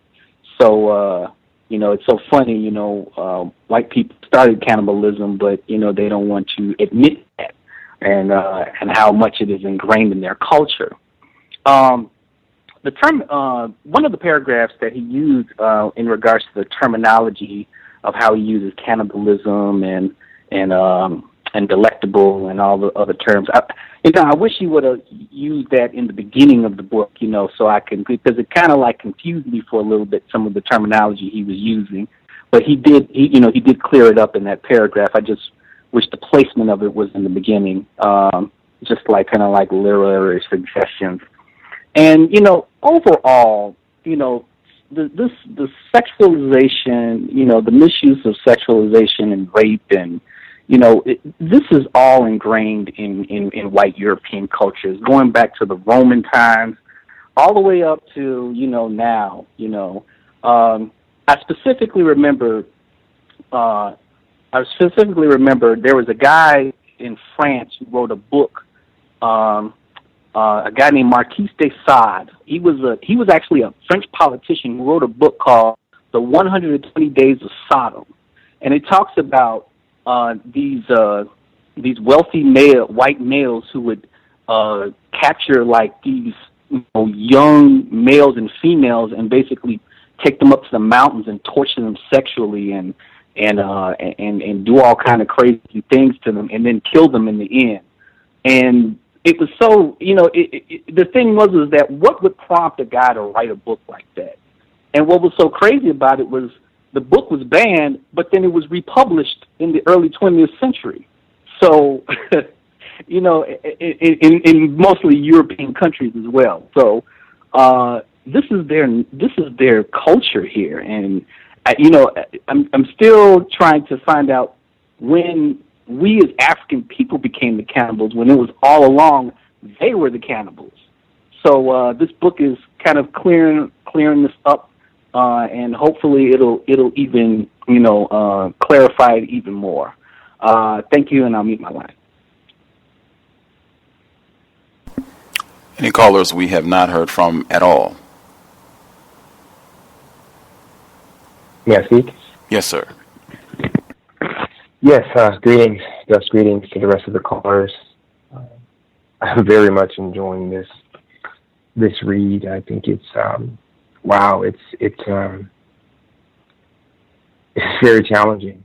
Not because it's hard to hear what's going on. It's just it's making me think too much. I enjoy how Vincent Woodard he creates a context for all of the homoerotic behavior and what they're doing, about what it meant in the 18th and 19th century, even going far as back, as the previous caller was saying, from contact. When these people came into contact with Africans, this was a theme, and we can continually see it today. I'm very interested on how he is going to show the development of the relationship throughout, hopefully to modern times.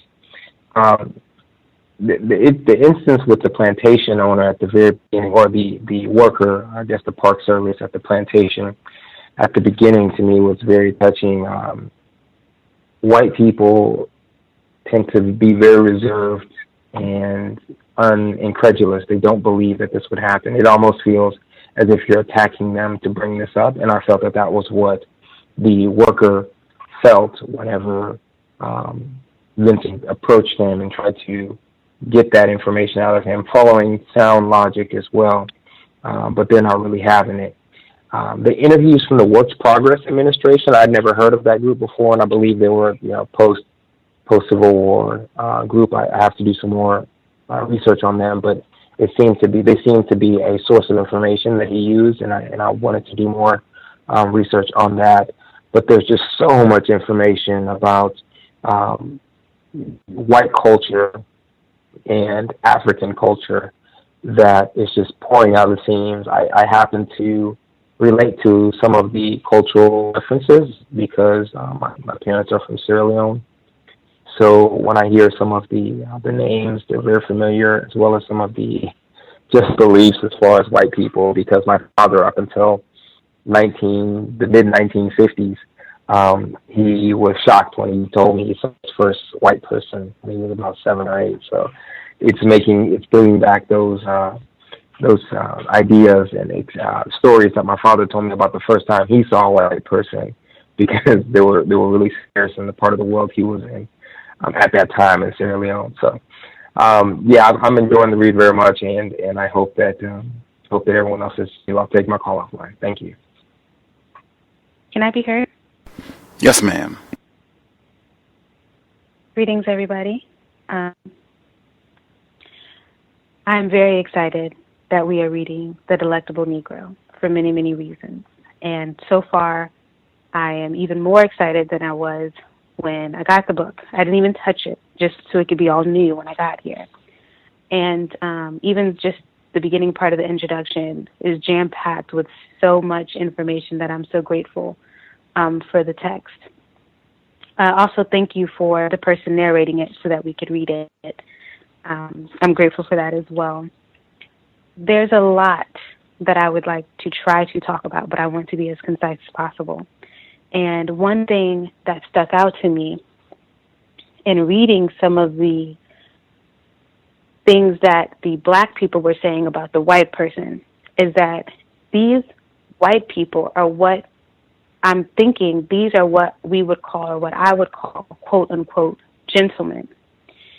And these are very refined white people, not, and I think maybe another female caller might have said like rich white people. And I would just have to, like, this is, like, I don't think I'm going to use gentlemen anymore, because I think in the same way they have that, like, velvet glove, that finesse, that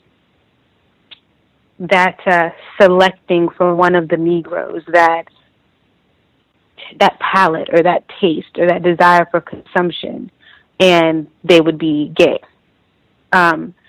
And so that term, I think, is just going to be no more in my vocabulary.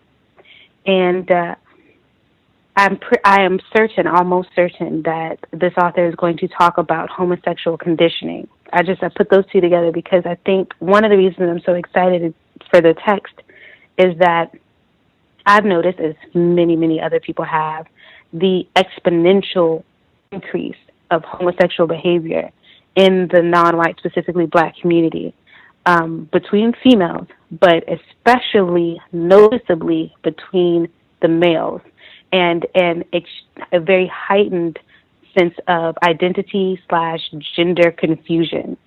And I think the text will help to illuminate why that is. Like, it's one thing to be able to say, well, it's because of slavery and oppression and the emasculation of Black men, but it's another to have documented instances that to be able to cite and to say this is how it happened, through our being consumed, and Black males being consumed specifically in the text, which is, I do think that is specifically different than Black female consumption. And it's putting that in the same kind of pool right next to Dr. Welsing's work. She talks a lot about Black male consumption, as she doesn't use it in that way that I have heard her in the times that I have. But that's essentially what she's talking about. And so there's something very, especially if the white male is like homosexual by nature, which I think so, like that's kind of where I'm leaning now. I could be incorrect. Then his fixation really would be on Black men. And it is on Black men, evidenced in so much. I mean, even the gun could be put into context, because if you're consuming, it's the eroticizing of like absolute energy expension. When you expend energy. And so on page 14, how does it feel to be an edible consumed object? I thought that was like, man, I really don't know. You know what I'm saying? Scary, honestly.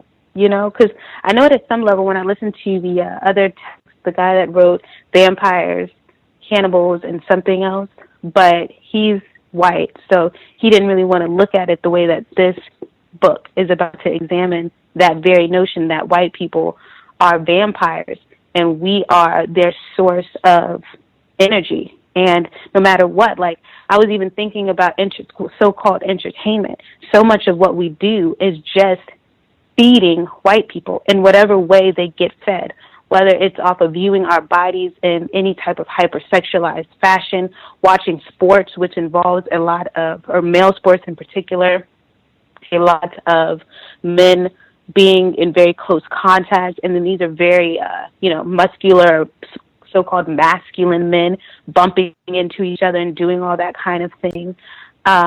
Football, which is like the most violent of them, like it's all over, whether it's the music videos, like everything that we do is like white people are getting our energy from it, even at the work, like walking out your house and you're just next to a white person, there's no need to talk, and they talk to you to drain energy, because that's what it really feels like, because there's not really much you want to say, like, this is just whatever it is, but terrifying actually, because it puts white people, and I think they're so smart. They're such great master manipulators and psychologists in knowing that deflection is an effective tool at making sure people are not looking at you.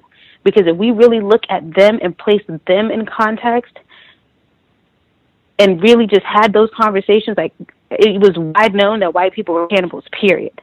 like, wait a minute, pause, you know? Like, we know certain things, like they're dirty, they don't wash their hands after you use the bathroom, like they barely take showers unless they're told to. But I mean, when you begin to put all of it together, in addition to not only did they enslave us and rape us and all this, but you mean to tell me that they ate us and it was this whole thing? Like, I mean, whoa, you know?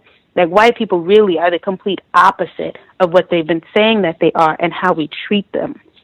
And even when we talk about how they so-called get off at our pain and suffering and killing, like even the act of killing, like every time those videos now are recording, there's probably white people, specifically white men, watching that, getting aroused by watching white men shoot a gun, the symbolic penis equalizer, young black men. I mean, you know what I'm saying? Like, it's absolutely terrifying that at the root of this is a definitely like sexual base root, like emotion that they have, in addition to, you know, fearing genetic annihilation.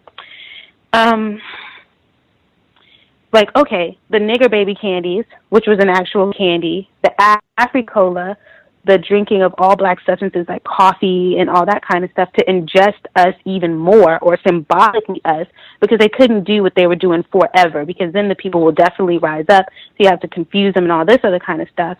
The black hands, like in Belgium, or in the Congo at least, not in Belgium, but in the Congo, they would count for the number of bullets, and every time that you shot someone, you had to cut off their left hand to prove that you were given a certain number of bullets, you killed this many black African people. And so they actually had a candy which was black hands. I mean, to suggest that you're only cannibal if you physically eat someone's body is really, really like a superficial and like analysis of the situation. When you like span back to even that kind of stuff, then it just makes them like all suspected racists, but also suspected cannibals at the same time. And they're victims in so many ways. And then the last thing I wanted to say, I think Toni Morrison, pardon me, described it as, she said, it's the unspeakable. And I think in addition to having a clear definition of racism, being able to articulate like the depravity of it all and making sure that books like these stay in print and become just common knowledge. Because even when we replace the system of racism, white supremacy, whether white people are here or not, if they are here, it's like we all got to always be looking at them, because they conditioned us. So it's possible we've been conditioned to have a propensity towards homosexual behavior, men and the women, or males and females alike, black males and females alike. You can see it all the time, you know what I mean? But it would also have to mean that they also have some type of like genetic conditioning towards racism, towards homosexuality, pedophilia, and all that. And if not constantly under like supervision and control, they will just do it all over again if given the chance. Like they've never had, there's nothing to take that out. There's never been any reconditioning or any psychological reprogramming. So there it is. That's what it is. And they've just modified it, refined it in our codified terms. So thank you for letting me speak. Mm-hmm. For sure. Anyone that we've missed? Are there any callers that we have not heard from at all? Can I be heard? Yes, sir. Greetings, everyone. Looking forward to this read. I think as long as we're under a global system of racism, white supremacy, that non-white people, especially non-white black people, shouldn't be quote-unquote pussyfooting around with the understanding of racism, white supremacy, what it is and how it works. We need to go straight to it and put our nose and mind right into it, no matter how distasteful it is. That's why I'm looking forward to this book and all other articles of this nature. I can't help but think in my mind about the title of the book, Delectable Negro, I believe it's called. As far as in its first read, it sounds more like the delicious Negro, as opposed to what white people have been behaving. And there still is examples of that today. in this part of the world where the majority of the propaganda is controlled and also developed in a place that's called Hollywood. Back a century ago, and not necessarily a century ago, but years ago, they would quickly accuse non-white people, especially non-white black people, of being quote-unquote cannibals in their propagandized movies, the Tarzans and whatnot. But what you can witness today on how they deflect incorrect behavior the deflection is actually a reality of what they actually do, and that's what it seems to be what I'm picking up with this the first reading. So I'm looking forward to it because it seems like it's going to be something that you need to be able to pay attention to and also attempt to share it with other non-white people. Thank you. For sure. Any other callers that we have not heard from at all? Yes, got all the callers. That's great. I'll share a few thoughts, and then if we have time, if anybody has second thoughts they need to get in, we'll do that as well. Just quickly, I was thinking of like contemporary examples, right? If I was going to make a comparison, Jeffrey Dahmer obviously would be an important one. We had Robert Dvorak on the program back in 2011. He's a white male. He wrote not only did he write a investigation of Jerry Sandusky and the pedophilia that was happening at Penn State unabated for years, he also did a biography on Jeffrey Dahmer. Fascinating that you would have one person do a biography on both of those two incidents, and we talked about them in connection. We talked about the Dahmer situation like within weeks of the Sandusky situation at Penn State, where the football coach was raping all these children. And then we talked about, and he said he was writing a book about Sandusky at the time, and then that book came out about 7 months later, right around the time that Sandusky was convicted in 2012. We had him on the program to talk about the book also, but that would be one. Another contemporary example, the hottest television program in the United States currently, The Walking Dead, all about eating flesh, eating people, and I would say one of the more significant moments where, and this is not zombies, this is just a group of whites. They attack a black person, knock him out, begin eating him, but they don't kill him. They wake him up so that he can see them eating his leg. Number one television program in the U.S. Now, specifically, with this text, number one, any book, he's in the introduction, and the number of times the word context is used, oh man, I thought that was so important, and I thought it was just him really just doing a phenomenal job, much like Harriet Washington, and really setting up so that listeners really understand what he means, and adding historical information so that you understand, like when he says that, when he talks about the continent and these slave posts and the slave ship, that all of these, the quote-unquote the colony, all of these are environments of sexual exploitation, homoeroticism. That's, that is the core. That is the context of all of these environments and the behaviors that happen therein. I thought that was hugely important, and really appreciated him taking the time to add that detail. Going to the beginning of the book, the whole time that he put, I thought it was fascinating, one, that he would use that incident as the setup for this book about homoeroticism and cannibalism and all that, his visit to a plantation. Number one, and I've talked about this before, I remember specifically with the American Slave Coast, where they also talk about, going on these plantation tours, Monticello and things like that. I never had an interest in doing any of those type tours. I would love to go now, and I think it could be a great counter-racist exercise to just think of questions. That's what Mr. Woodard did on this tour, just asking questions. I think we could all do that. It would be great. And that's something where you could take your children, where they could see you questioning a white person about racism. Really important. And like I said, that's something that before, when I was more confused about racism, I would have never cared to take that sort of visit or tour. Now I would highly recommend it. So even looking at the way that everything about it, it was fascinating that this racist is called everything but just there was a racist running this tour of the plantation in North Carolina. Shout out to Mr. Reed.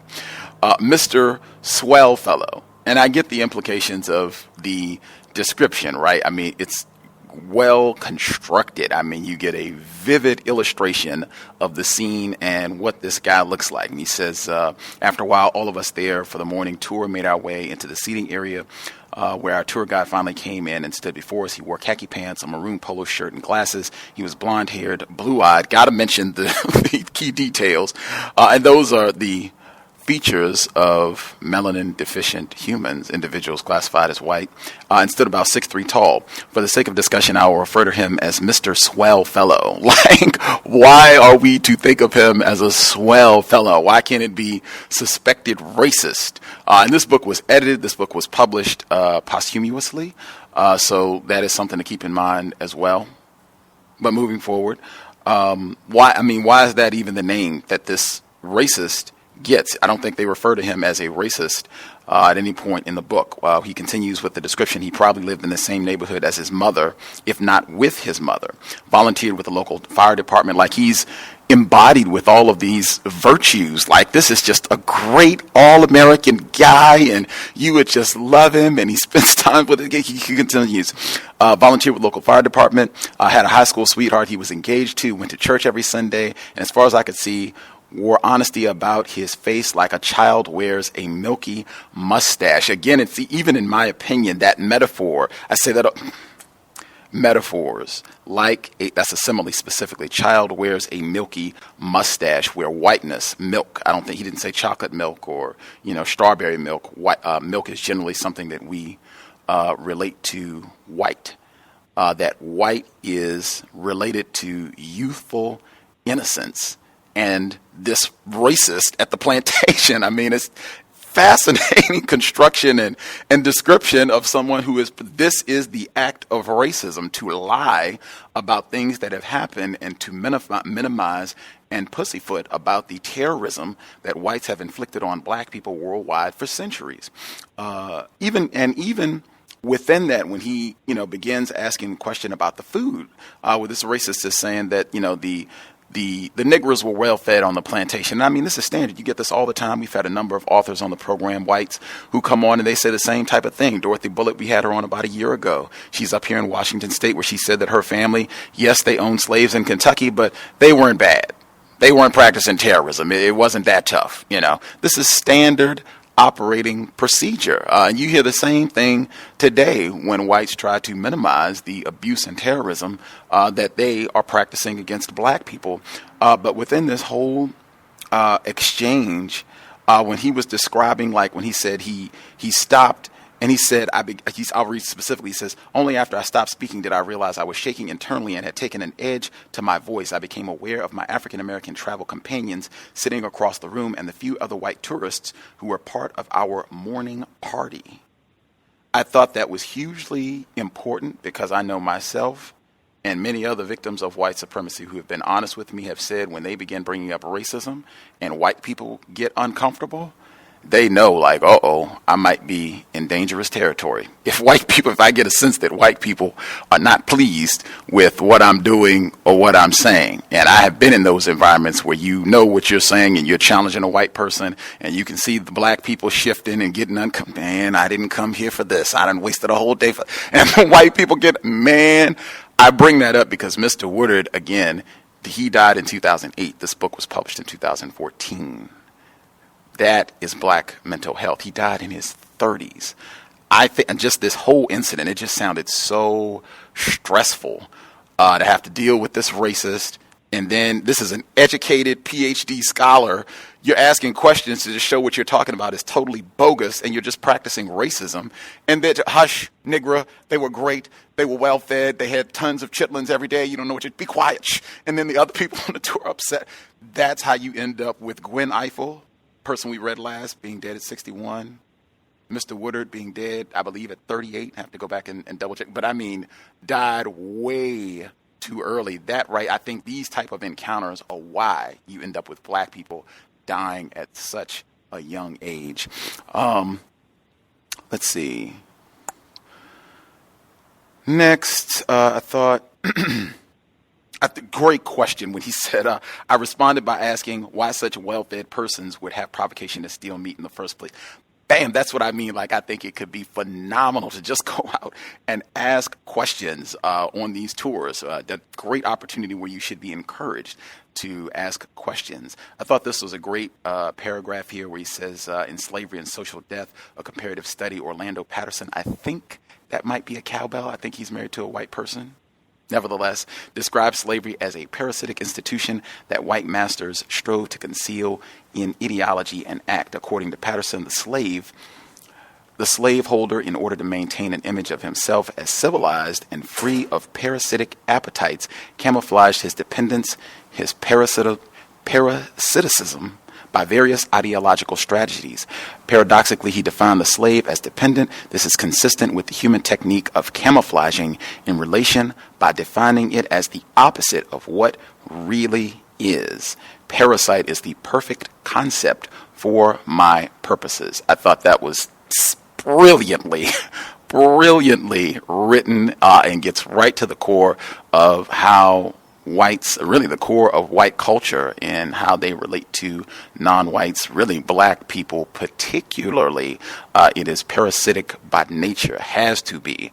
And again, going back to them being a global minority. And I thought that was another great illustration. I'm just stealing. Emmy made a great point yesterday, formerly 1842, about saying that just the damage of whites projecting and calling non-white people minorities when they are the minority. I think that's another illustration of them camouflaging what really is and defining things by the opposite of what they really are. Whites do that all the time. One of the greatest tricks of the racists. Let's see. I will see if I can share maybe two more things. Yeah, the pictures in the book, the cartoons that he's talking about, it's worth it alone to get a copy of the book just so you can see some of those illustrations. Definitely one I have to mention, Carl Walker. I don't know if people are familiar with her. She is an extraordinarily talented artist, black female. She's pretty attractive too, but she has done a number of just incredible exhibits dealing with black people and white supremacy. She did, and right on topic with this consumption, she made a statue. I have to post it, or she made a structure. It was of like the stereotypical image of like a black mammy figure on the plantation, a black female on the plantation, but it was made all out of sugar. And it was gigantic. Like they have pictures of it and what have you, but it's all in sugar. And she did it for a number of reasons, emphasizing the role that sugar played in the enslavement and terrorism of black people. It was kind of sexual, and the sweetness. She said she was playing on that too with the consumption, the sweetness of the dark melanated black female body. But Carl Walker, he has a great passage where she says, commenting upon European and white cannibalism, has observed that there is a little bit of masochism, so much love and hate involved in eating something to kill something and eat it. It's very sexual, very sensual. I'd say the epitome of that is that structure she made out of sugar of the black female body. And the last point I'll get in, let's see. Oh, I got a book. I think I closed my iBook, but when he was talking about the slave ship in New England, where they ended up eating for black people, they wrote a whole book about that. I'll get the title before we go off the air, but I got that book if people are interested. Let's see. Maybe I don't need to get in. Maybe I'm comfortable resting right there. I think yes, I will be comfortable resting right there. I think I had all of my notes. I will make. Oh, Samuel Cartwright. That'll be my last one. That should be the people that read Medical Apartheid. She mentioned Samuel Cartwright in that book specifically. Samuel Cartwright is the same person who came up with the concept of drapetomania, where a black person, if you attempt to escape the plantation, you must be crazy or have some sort of psychoses trying to escape the kindly white masters who have, been more than generous with their watermelon and chitlin allocations. Did anybody have anything they need to get in before we get to the second audio segment? We have about 3 minutes.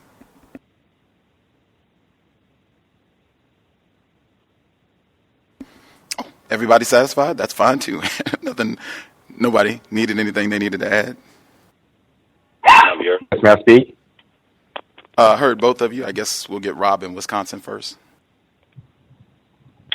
I was just going to mention the part about when I think it was the black female that got caught stealing food and then was placed somewhere outside. Her leg was frozen and then amputated.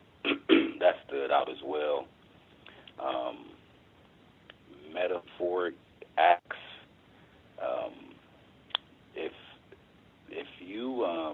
If anyone has a book and they could touch on that, if they maybe in the next segment, metaphoric acts, I had that highlighted. But the other thing that I wanted to say was that this book brings into, I guess, makes a lot of other books kind of make sense, brings them into context. Sentence to Science, guy in Philadelphia, when he was talking about all of the prison rape that was going on, and black males being the number one rape gender because of all the prison rapes. And it was, he specifically stated that it was the correctional officers that was facilitating and or orchestrating the anti-sexual behavior. Thank you. Was there one other person that was going to speak briefly? Yes. I just briefly wanted to get in regarding the use of words, and especially since you gave the example of the artist who made the man-you figure of completely sugar. And I think someone said something about not using the word gentleman. We haven't even got deeply into the book, and I feel I have a lot of emotions about words that I've been using, such as sweetie, honey, even the word sugar. As far as I know, I grew up in the South, so you hear people say, hey, give me some sugar to little children. I've already started to feel that way about these words, and we're not even, we haven't even gotten through, the chapter 1 yet. I feel there's going to be a lot of shift as far as just my personal code and words that I will not be using, because now, after reading some of this, I have no doubt the origins of these words have to deal with the consumption of specifically black bodies. Thank you. Hey, guys, could I get in something briefly? Yes, sir. Oh, I'm sorry. Oh, thank you. I just wanted to speak to the black female, I think it might have been Emma, I'm not sure if it was her, had brought up the cutting off of hands in Belgium, and it made me think that also they used to use the hands of silverback gorillas as well as the hands of black people for ashtrays. And it also made me think of Belgium again specifically because when black women didn't meet their quota for rubber, they would cut off their breasts and let them bleed to death. And for black men, they would tie their naked bodies after beating them to 4 horses pointing in opposite directions and then beat the horses and split the men in half or into quarters. So these are all things we have to keep in mind. These are all forms of visual consumption, and Lord knows how many of them they probably ate. Thank you. Can I read it really quick before we move on? 30 seconds. Okay. For the person who called for the metaphoric acts, it's on page 6. So when you get your book, you don't have to re-listen to everything to try to find it. It's on page 6 towards the bottom, and the sentence is, most of my examples of consumption on and off the plantation range from the literal murder and eating of black persons to what we might think of as metaphoric acts. That's it. Thank you. Thank you. Grand. We will get started with the second audio segment. Again, we're still in the introduction.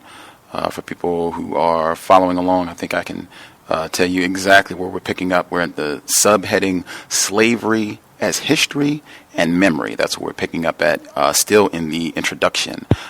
Real pleasure to be able to read the text. This is the late Vincent Woodard, The Delectable Negro, Human Consumption and Homoeroticism Within U.S. Slave Culture. Context of White Supremacy, audio segment number 2. Slavery as History and Memory. Much of contemporary scholarship on the African diaspora or the Black Atlantic has tended to follow Gilroy's path, emphasizing routes of transmission instead of the roots of origins and cultural legacies.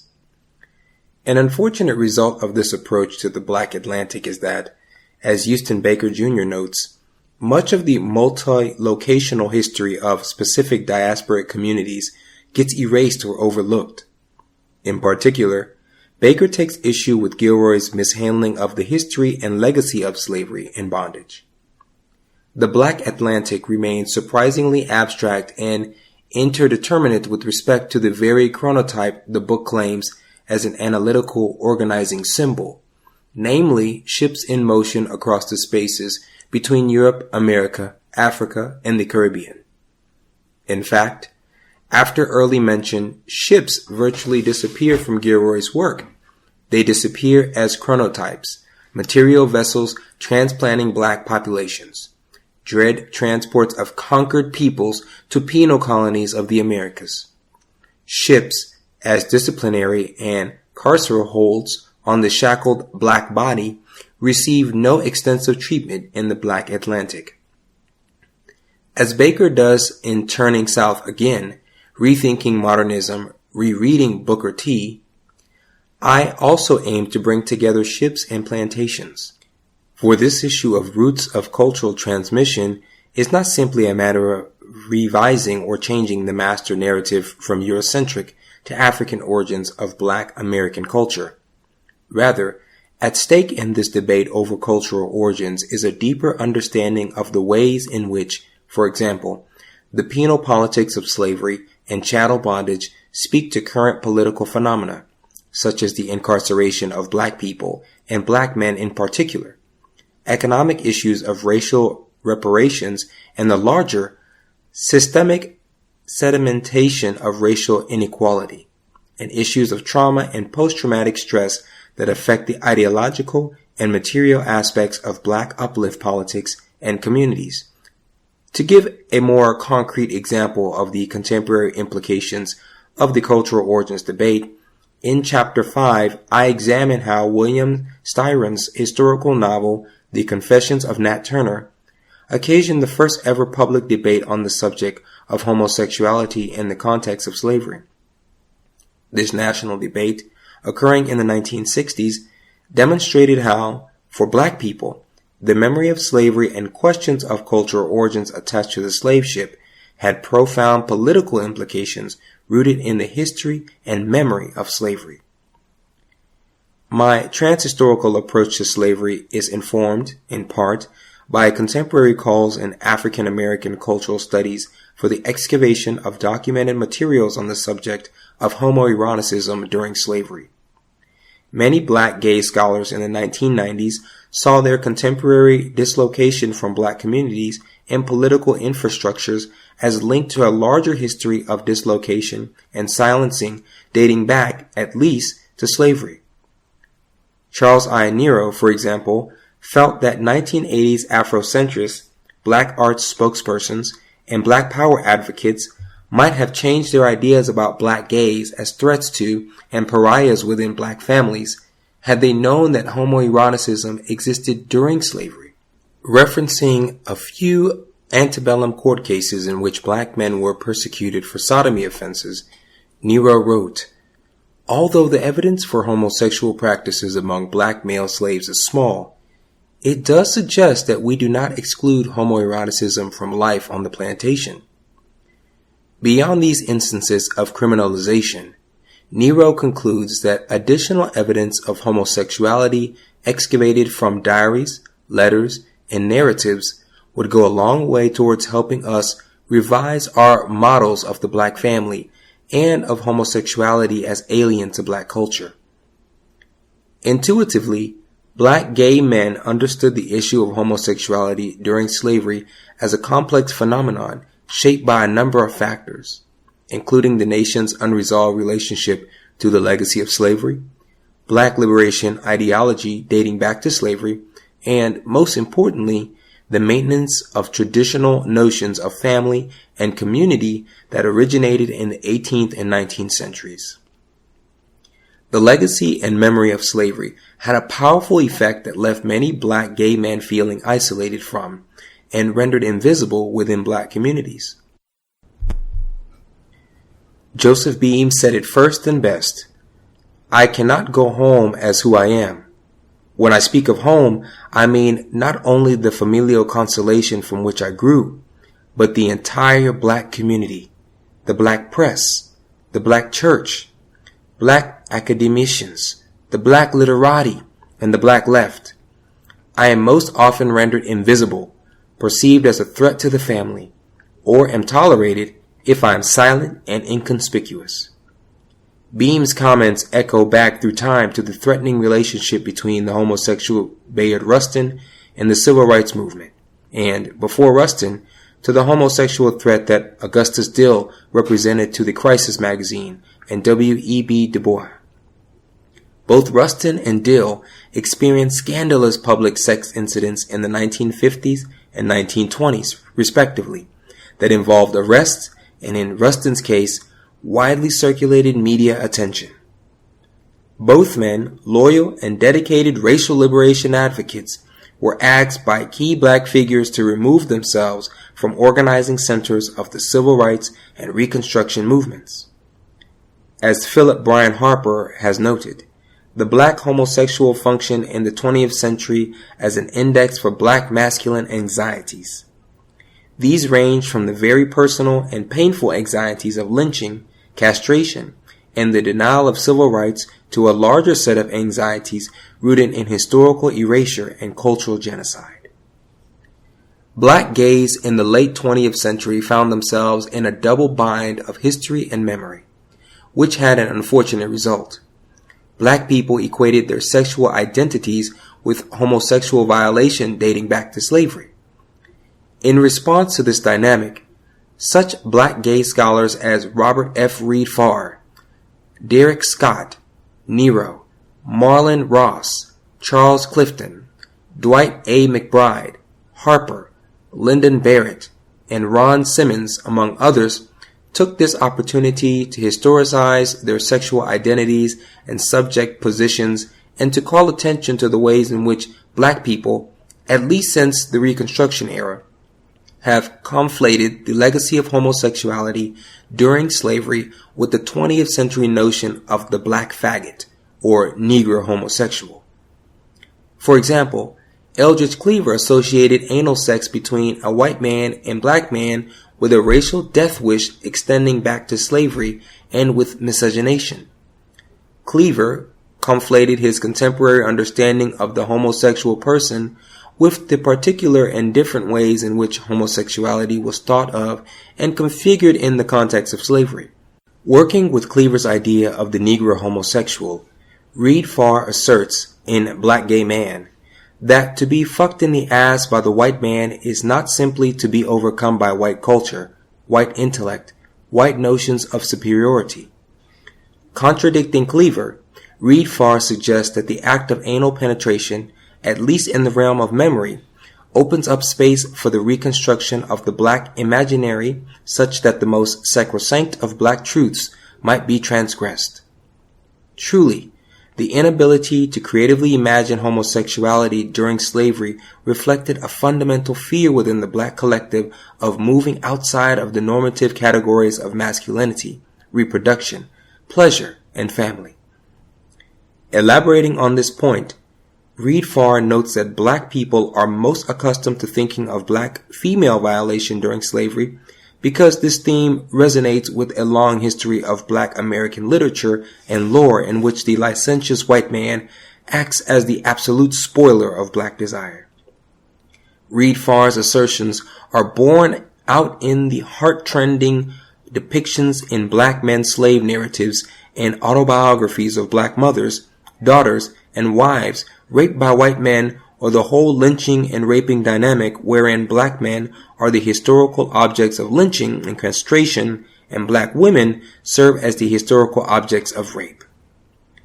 The image of the white Southerner fucking the black man, however, throws all this into confusion, Reid Farr contends.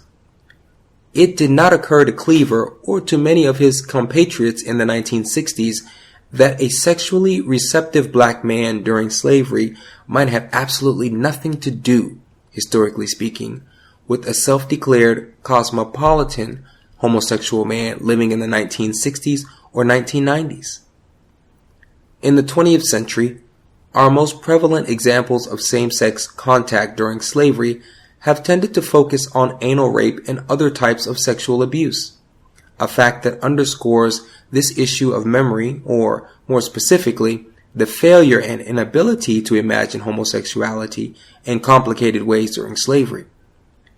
This was the problem that Nero had with Morrison's depiction of black men preferring sex with animals and performing forced fellatio on white prison guards in Beloved. Deborah McDowell suggests that in order to see black masculinity during slavery in a more complicated frame, we may have to revise our prevailing genealogy, our way of locating black male heroicism and virility at the center of black uplift and liberation in the 19th century. Citing Douglas's slave narratives, McDowell focuses on his omission of his matrilineal legacy, suggesting that his gender, sex, and uplift politics derive from the female body, black subjugation, mother hunger and loss, rape and sexual violation, as opposed to the genealogy of white male dominance and authority that Douglas foregrounds.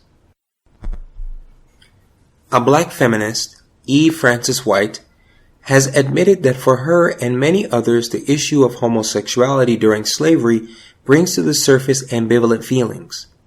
Nevertheless, she encourages scholars of the African American experience to explore the implications of homosexual rape and its relationship to heterosexual rape. Furthermore, she advocates that we inquire with Morrison-like curiosity why historians have presented the African American past as if the only sexual concerns that black men had during slavery were castration, and whether they could protect, and for some control, black women's bodies.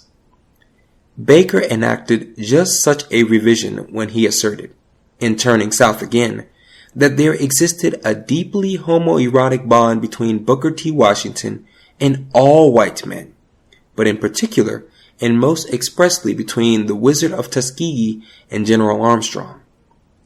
Baker's comments, while speculative and cautious in his text, reflect a gradual turning within African American scholarship towards the erotic and interior lives of black men during slavery.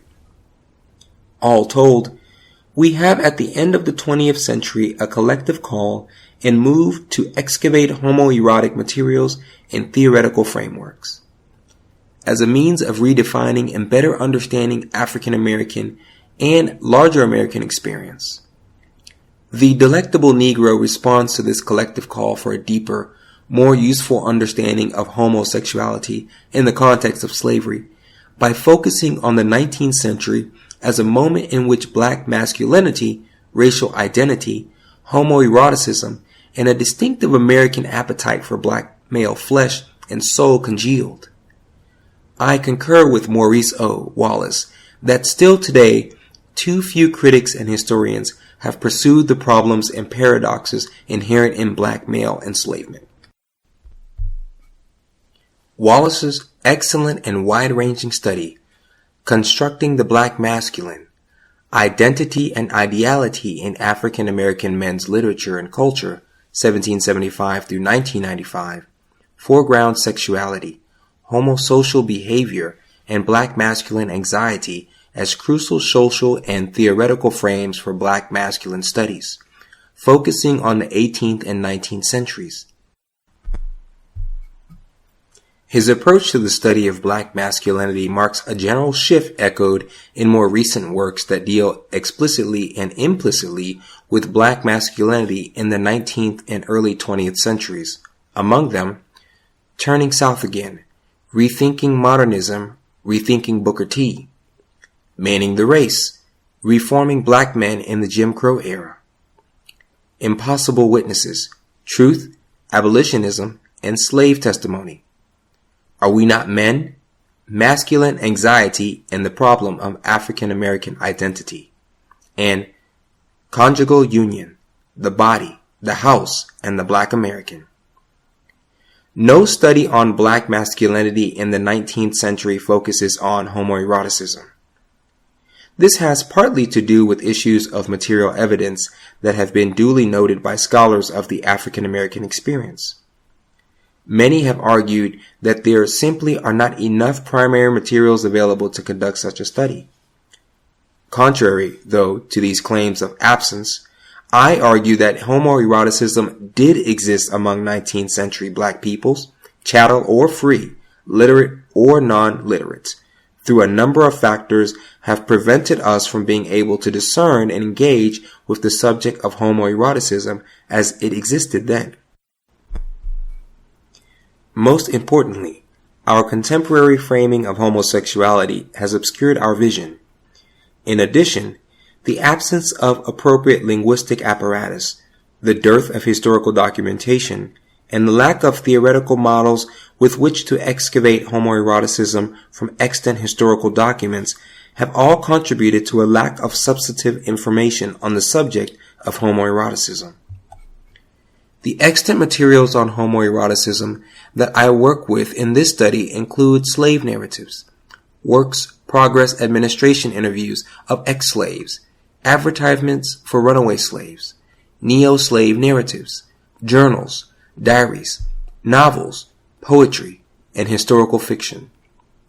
Most of the materials that I work with are staples of African American literature and culture, such as the slave narratives of Harriet Jacobs and Frederick Douglass. Other materials, such as James L. Smith's slave narrative, advertisements for runaway slaves, and numerous articles from black newspapers published in the 19th century, are additions to the archive. In this way, I have attempted to respond to the call for the excavation of materials on the subject of homoeroticism during slavery. The chapters of the book conform to my theoretical framing of homoeroticism in the context of cannibal culture and as a derivative of African homosexual practices reconstituted in the Americas.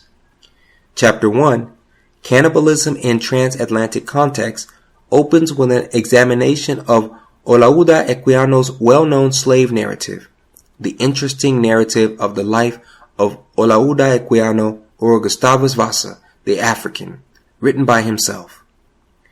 Equiano's narrative brings together the themes of homoeroticism and cannibalism. It gives ample examples of Europeans and West Africans' belief about cannibalism in the context of young Equiano's romantic, chivalric relationship formed aboard a slave ship with a young white American lad from the slave-owning South. Scholars have tended to dismiss the depictions of cannibalism in the narrative. I treat them seriously and use them to establish an interconnection between cannibalism and chattel homoeroticism, and to establish a transatlantic context for incidents of cannibalism and homoerotic interactions in U.S. plantation culture that I discuss in the second chapter. In Chapter 2, Sex, Honor, and Human Consumption, I examine literal and symbolic examples of human consumption in the antebellum United States. I begin with a discussion of the above-mentioned Essex affair, which involved the consumption of 4 black men in the 19th century. Isolating issues of male secrecy, shame, and honor inherent in the Essex affair, I move to a broader discussion of the same issues in the slave narratives of black men who documented their social consumption. Finally, in the context of black male lives and voices, I look at the widespread 19th century concern over whether the United States was becoming a cannibal nation.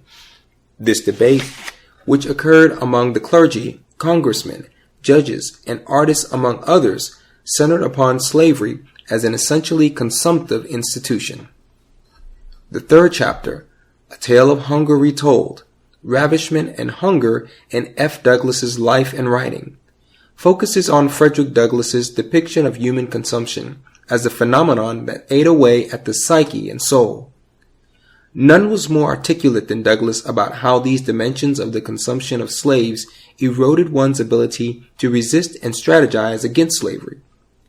His observations in this chapter provide a blueprint for how the slave struggled in mind, emotions, and spirit, not only against social consumption, but also against endemic mechanisms of starvation and hunger designed to break the enslaved person. Douglass's own hunger for self, familial and ancestral bonds, and civil status manifested as complex erotic ties to white men and cross-gender behavior. Douglass's gender-variant and homoerotic experiences provide an opportunity to think anew about 19th century models of black masculinity as gender-variant and tied to emotional, erotic urges. The focus of Chapter 4, Incest and Human Consumption, is Harriet Jacobs' incidents in the life of a slave girl.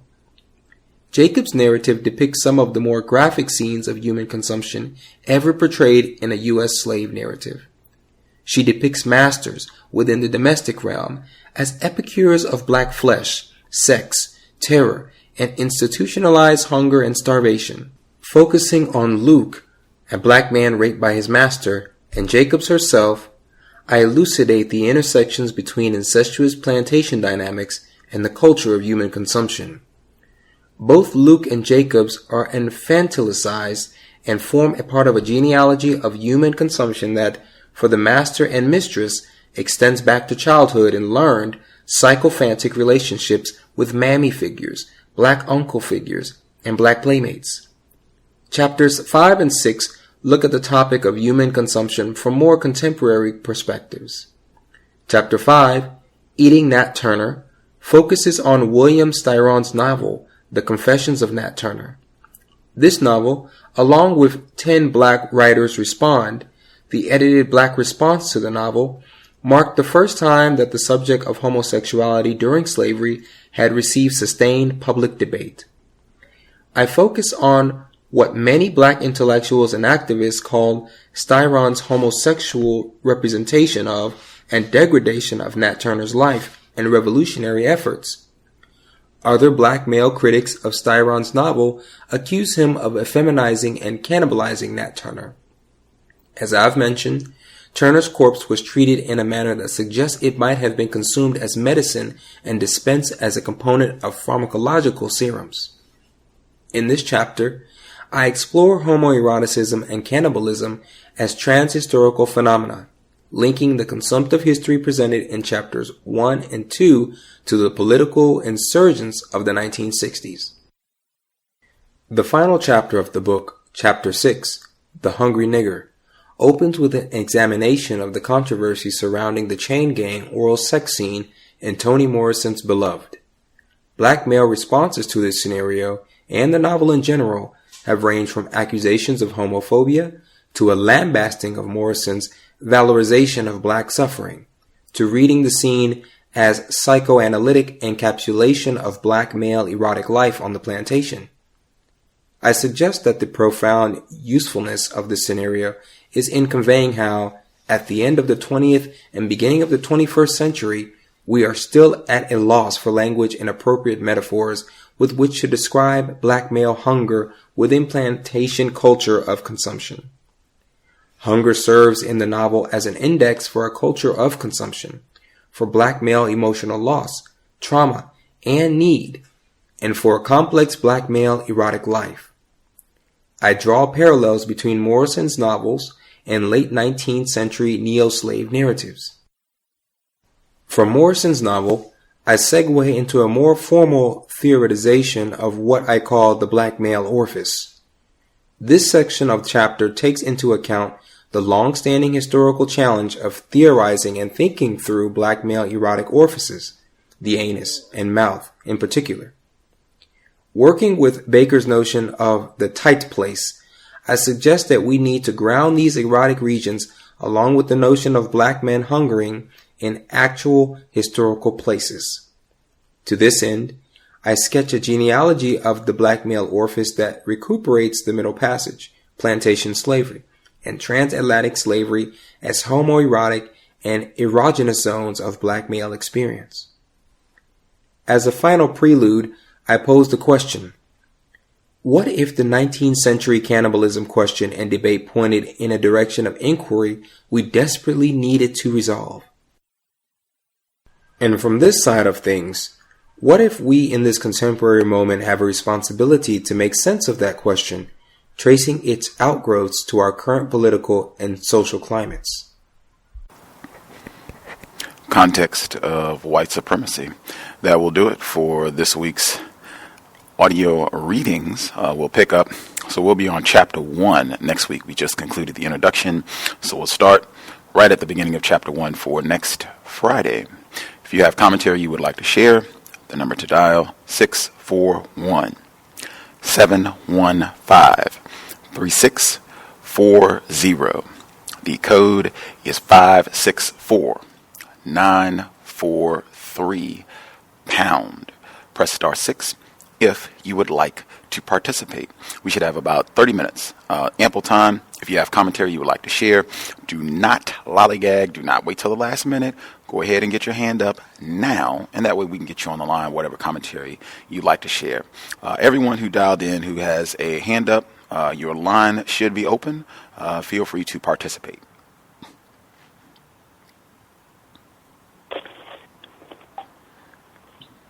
Have you heard? Yes, sir. Rob in Milwaukee, still growing. Few observations. I guess the first observation that really stood out, I got the impression that the author was saying that homosexuality was already a part of quote-unquote black culture. And if I'm wrong, somebody please correct me on that. The part about where it was speaking about Eldridge Cleaver and his thoughts on homosexuality brought me,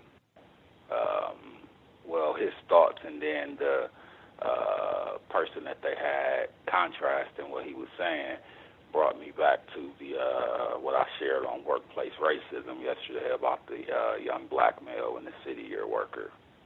And I wrote down when he started to speak about black masculinity in the 19th century, and I just highlighted that it was so complex. I was trying to write and listen at the same time, so kind of missed that one. Thanks for letting me share. I'm mute my line.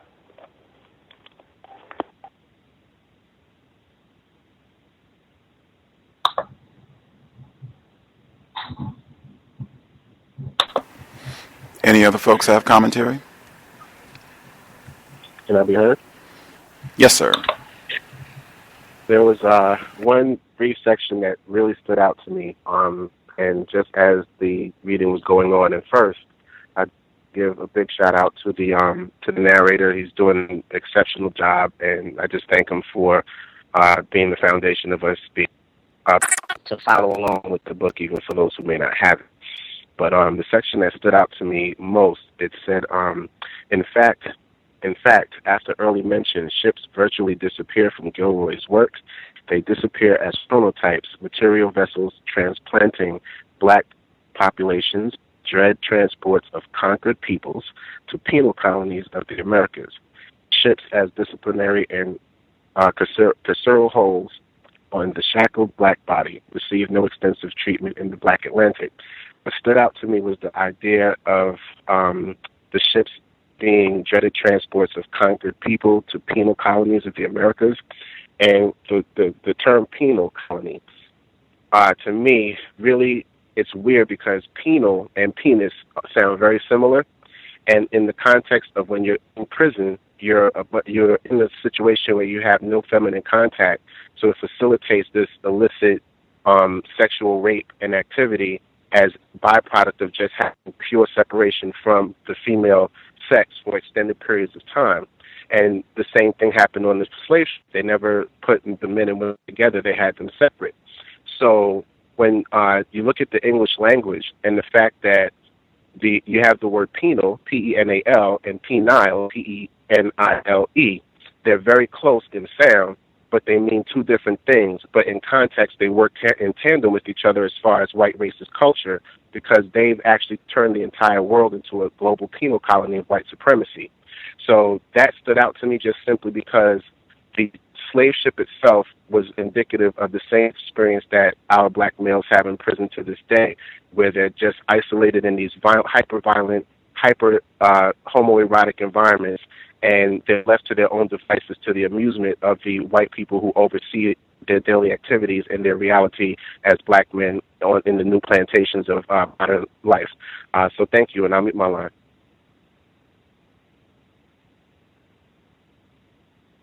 Can I be heard? Yes, ma'am.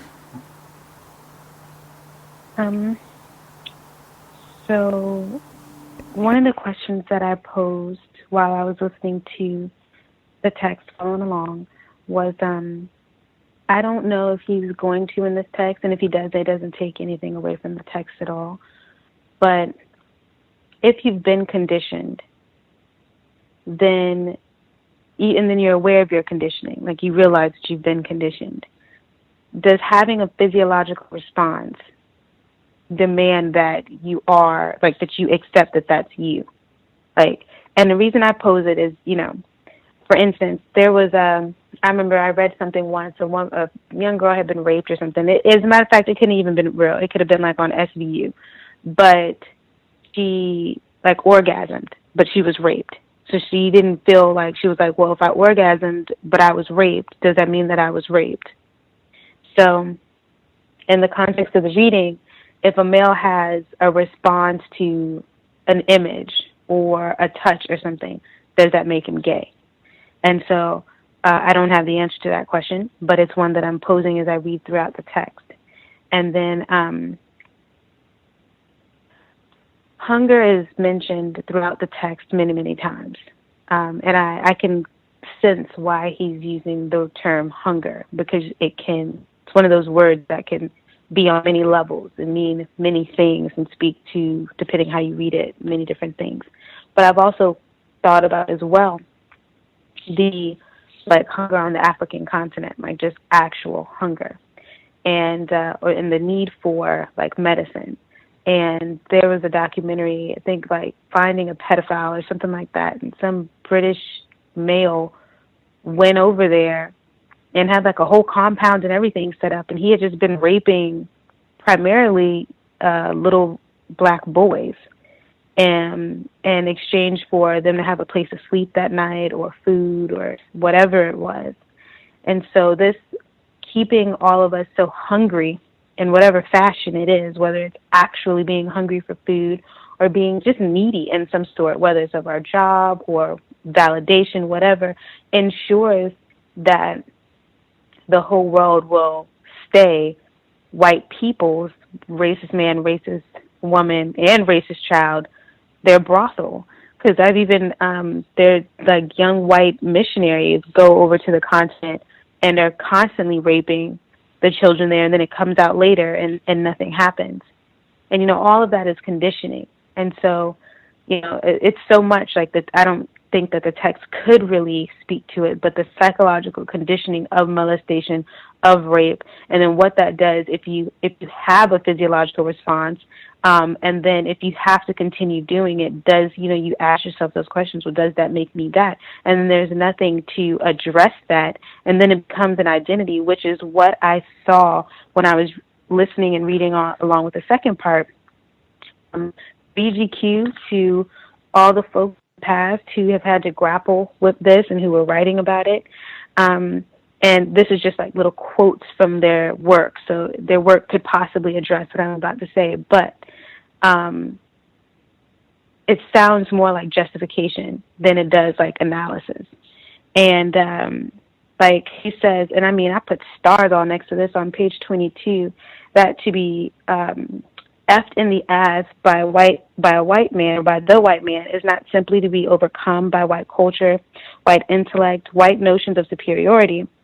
Contradicting Cleaver, Reed Farr suggests that the act of anal penetration, at least in the realm of memory, opens up space for the reconstruction of the black imaginary, such that the most sacrosanct of black truths might be transgressed.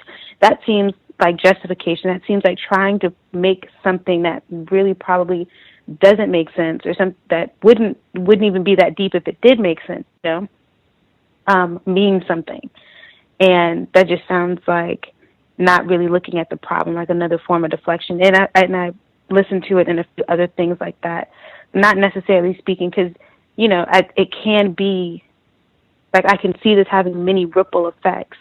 One black man being raped, one seeing another black man being raped. Maybe he had a physiological response. Maybe he engaged in some behavior that another black male saw. They were raped. Like, even with the story with the black men in the prison, when it's nuts to butts, I think, even that, like, what does that mean? Like, what if you got hard while that was happening? How do you respond to yourself then?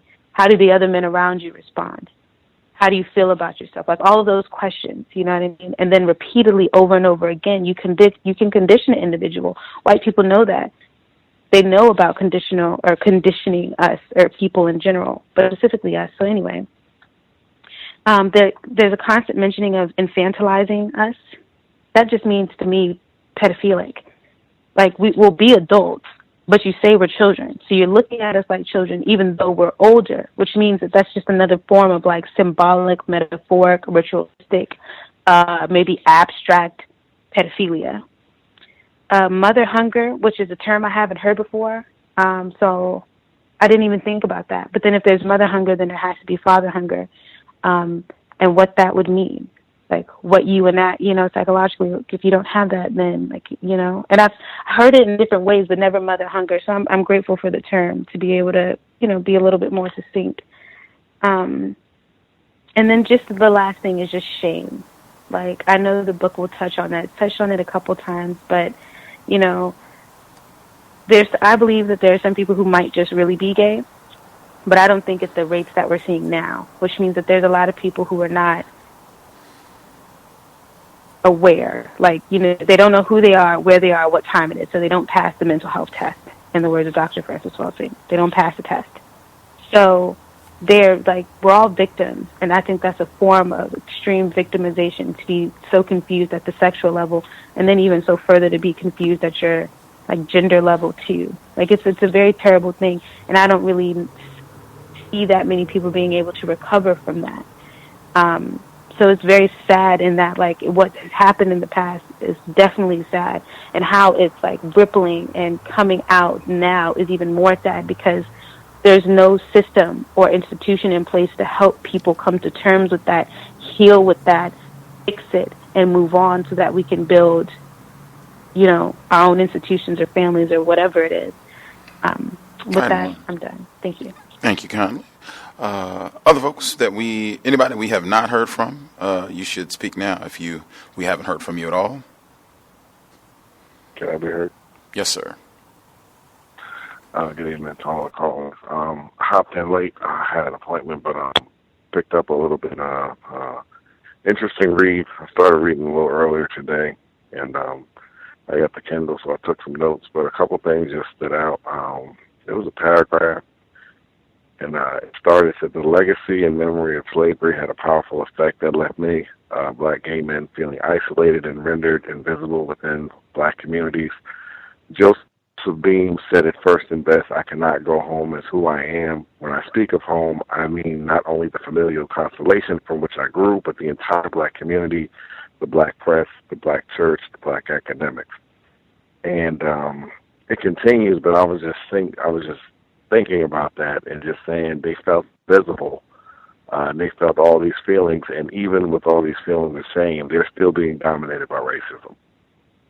And that's where all of this kind of rolls together. It's just really interesting how you have a dynamic with a dynamic, and these people are still being dominated. And even another part I was thinking about is that, and I'm not sure if he's going to go into this, but maybe the jobs and the positions that white supremacy during the antebellum period was their masculinity, or this homoeroticism? Was this a determination also on where they were placed, what jobs they did, who did what?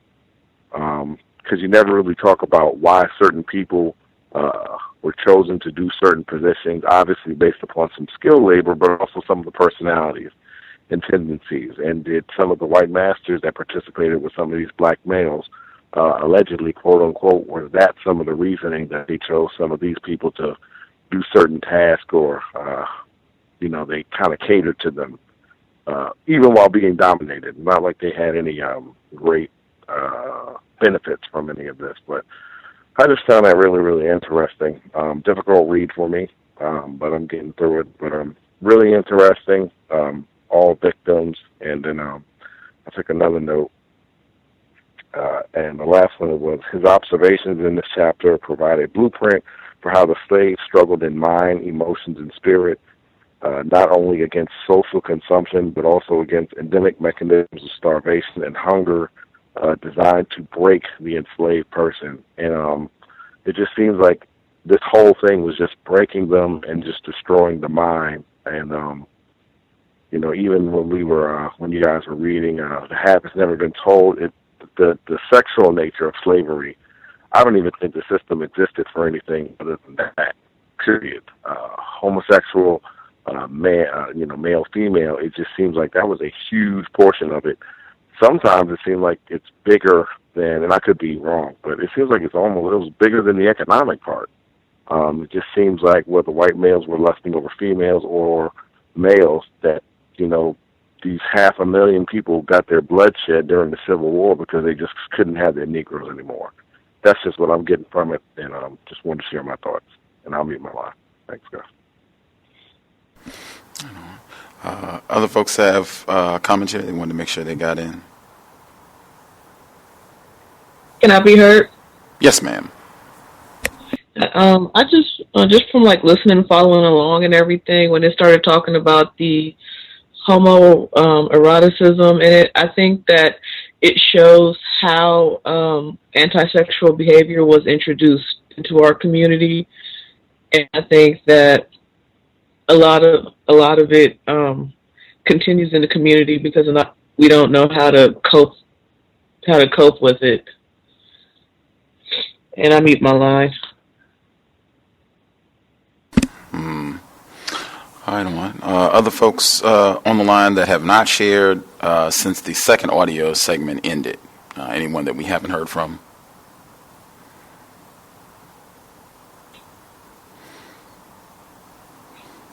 We get everybody. Nobody that has been left out since the second audio segment ended. Yes, may I speak? Yes, sir. Yes, I just like the last caller. I have a similar opinion. I feel that Mr. Woodard paints a good context of the behavior from the 18th, 19th up till today, and we really don't.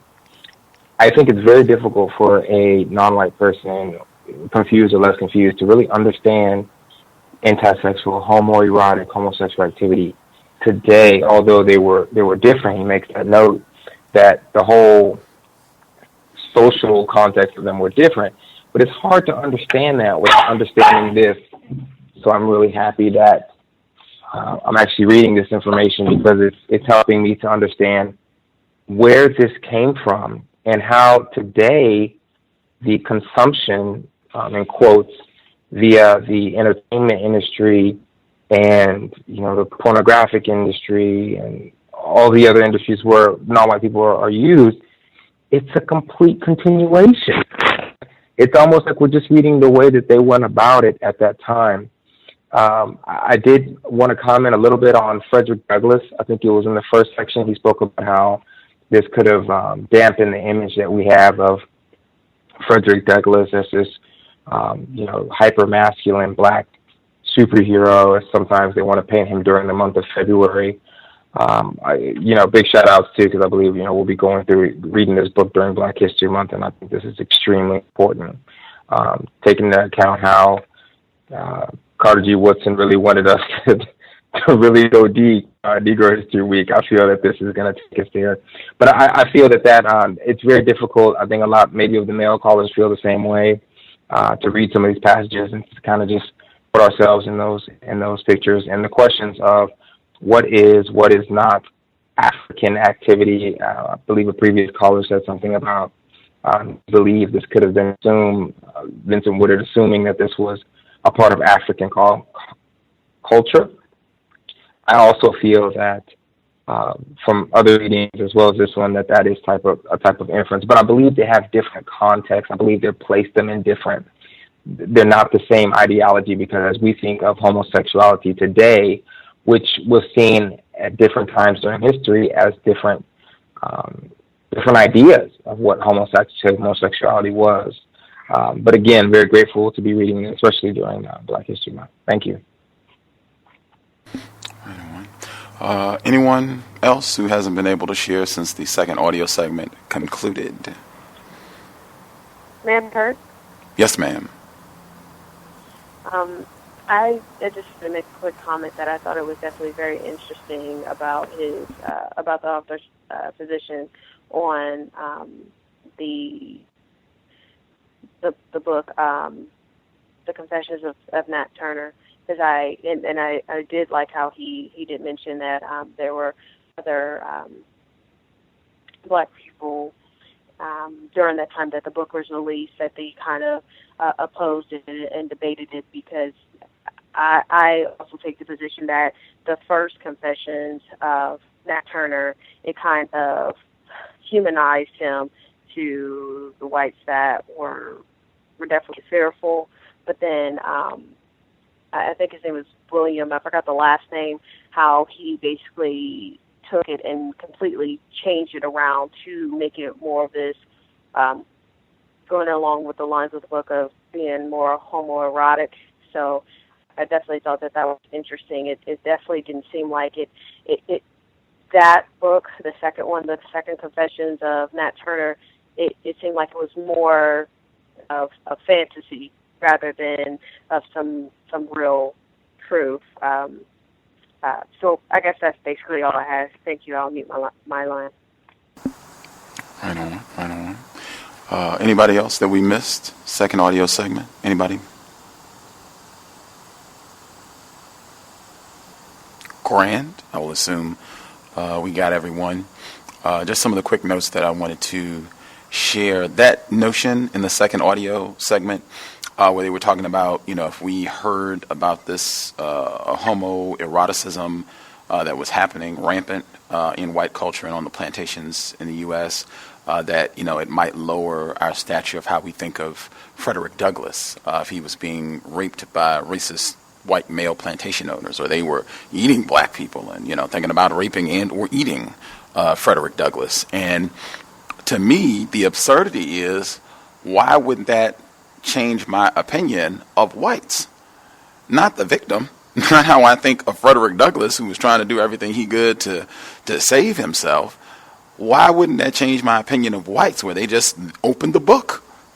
Mr. Swell fellow telling me that, hey, they were right kindly and gave us all the victuals we could eat. Instead of thinking of that, thinking that, oh my Lord, they are raping cannibalist savages who are enslaving and beating and doing all this other stuff, torturing my family. Why wouldn't it change our opinion of white people? It's just astounding, that pattern of us, the attention not being on white maldoers, racists. Continuing, this book got a lot of awards in queer studies departments, or just the discipline of queer studies and LGBT studies. It seemed like they had some good things to say, so I think there will be a lot of work to interrogate in this text as we go. The portion, that I picked out some of the stuff in the second reading, where he says, Joseph Beam said it first and best. I cannot go home as who I am. When I speak of home, I mean not only the familial constellation from which I grew, but the entire black community, black press, black church, blah, blah, blah. I think it was read before. just that whole notion, I've heard it before. It reminded me so much of Cleo Monago. This notion, to me, it suggests, in the way that I hear it discussed, that racism is a problem, and then black homophobia, because it'll be black people specifically that'll get called out. Black homophobia against other black gay people is equally as bad, maybe even worse. That's the way that it'll get presented, which is, it's not accurate. It's absurd, but if we just really want to be codified about it, it is totally inaccurate. I feel like that is grossly misrepresented all the time. I don't think you're going to be able to get a coalition of gay black people and say that, oh yeah, black people in the U.S. are keeping me from getting a job, or keeping me from going to school, or keeping me from getting a loan, keeping me from getting housing. Every time I put in an application, some black person comes and says, we don't do no, gay black people here. Get on out of here. And they, kick the where is that? What are you even talking about? If you're just talking about black people being discourteous to you, join the club. That's one of the main products of the system of white supremacy, is anti-black behavior. And even the notion of black people having a home, it sounds painfully similar to the idea of there being a black community where you can just go and be welcome.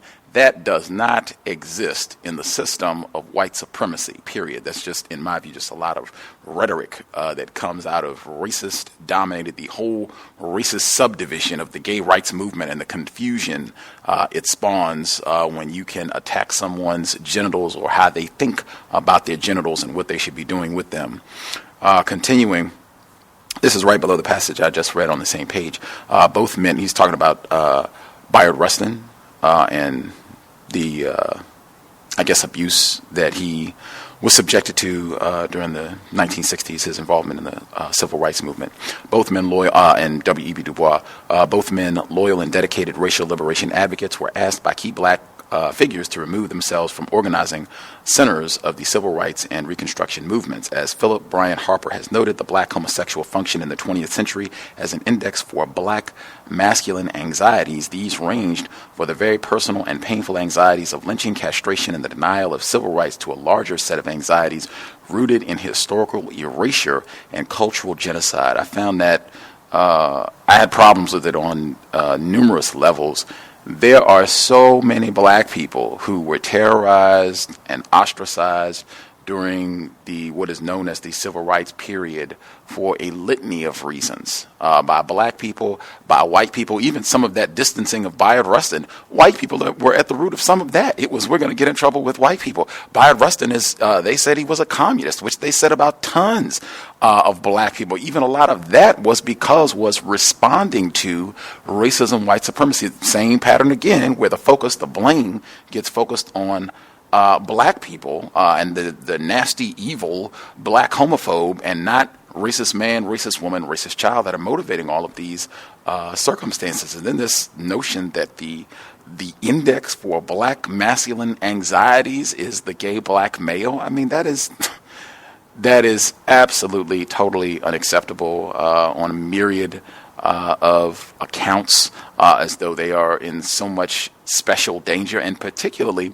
when you contrast with Mr. Fuller, when we've had him on, where he talked about, that was 2009, where he said in his experience, if you were black and were effeminate, emasculated, were not out, trying to demonstrate what is stereotypically thought of as black masculinity, you would not be treated as bad by racists. You might get a job that another black person that is regarded as being stereotypically masculine would not get. You would be allowed in areas that other black male would not be. And that continues on today, where they have studies showing that if you were a black male and you didn't present as gay, there was a disparity between your income and the white male's income. If you were black and you publicized that you were gay, that disparity disappeared. You made the same amount of money as a white male. Explain that. That's what I'm saying. It's totally incorrect, and it goes against the trend that you see in the system of white supremacy. Even Mr. Fuller said that Little Richard said the reason that he behaved the way that he has done in his life as an entertainer, being flamboyant and high-pitched voice and everything, was exactly what Allison Manswell said. Don't be too manly. Don't be trying to talk with a deep, heavy bass in your voice and all of that, because that is going to make white people want to be more racist towards you. If you can go the opposite direction, they might treat you a little bit better. Mr. Fuller said Little Richard has explained this. Maybe he read Mr. Fuller's work. Continuing, some of the other things that stood out in the second audio.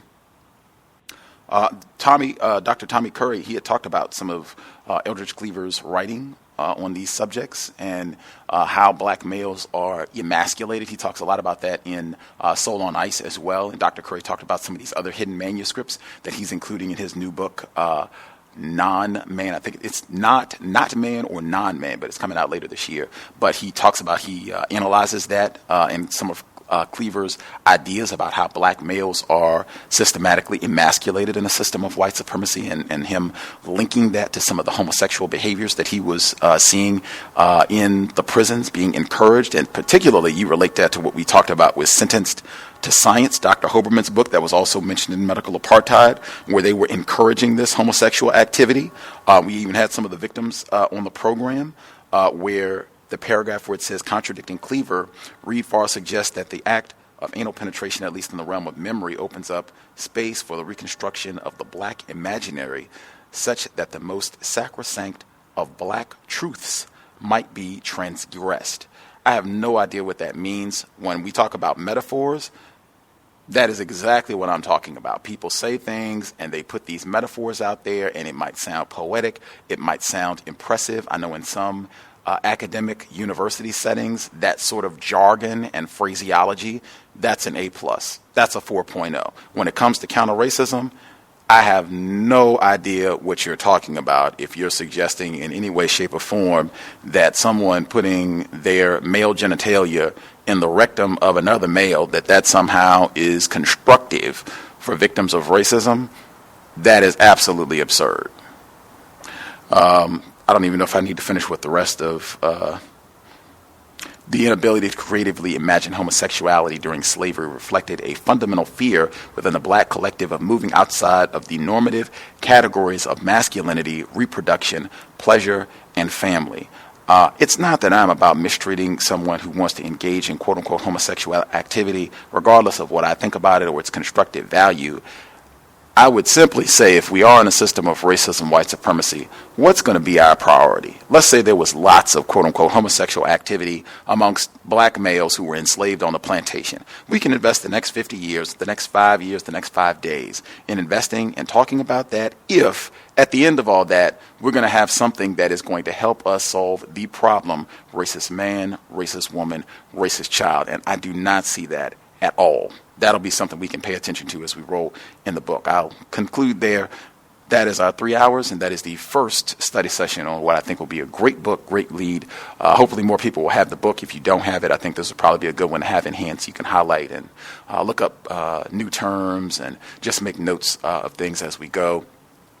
We'll be here same time next week, 8 p.m. Eastern, 5 p.m. Pacific. If you have commentary, if you want to write in, and we can read your commentary as we go, you can do so untiljustice@gmail.com. We'll be here tomorrow, compensatory call-in, 9 p.m. Eastern, 8 p.m. Central, 6 p.m. Pacific. We'll review what has taken place over the past week. First full week, President Donald J. Trump was in office, amongst the other things that took place this past week. Looking forward to hearing from listeners, victims of racism, tomorrow evening. If you have any other questions, you can't find something in the archives, you want to help us upload content to the new SoundCloud account, drop us an email, untiljustice@gmail.com. With that, sobriety would be best under conditions of white supremacy. I've seen no evidence that us being intoxicated, alcohol, cannabis, tobacco, any other narcotics, I've seen no evidence that any of those substances, toxins, poisons are going to help us replace white supremacy with justice. Dr. Welsing would want our brain computers functioning at optimal capacity. I think us being sober would be a great step in that direction. With that, Creator, we ask that you help us remain patient with other black people, victims of white supremacy. We ask that you help us remain patient with ourselves. Remind us to demonstrate the highest levels of black self-respect at all times, in all places, each and every time we are in contact with another black person. It has been time. Replace white supremacy with justice immediately. Cal signing out. Thanks all for tuning in. Nigga, you so brainwashed. I'm a victim, brother. Problem. You're a victim. Yeah. I'm a victim of 400 years of conditioning. Shut up. The man has programmed my conditioning. Even my conditioning has been conditioned.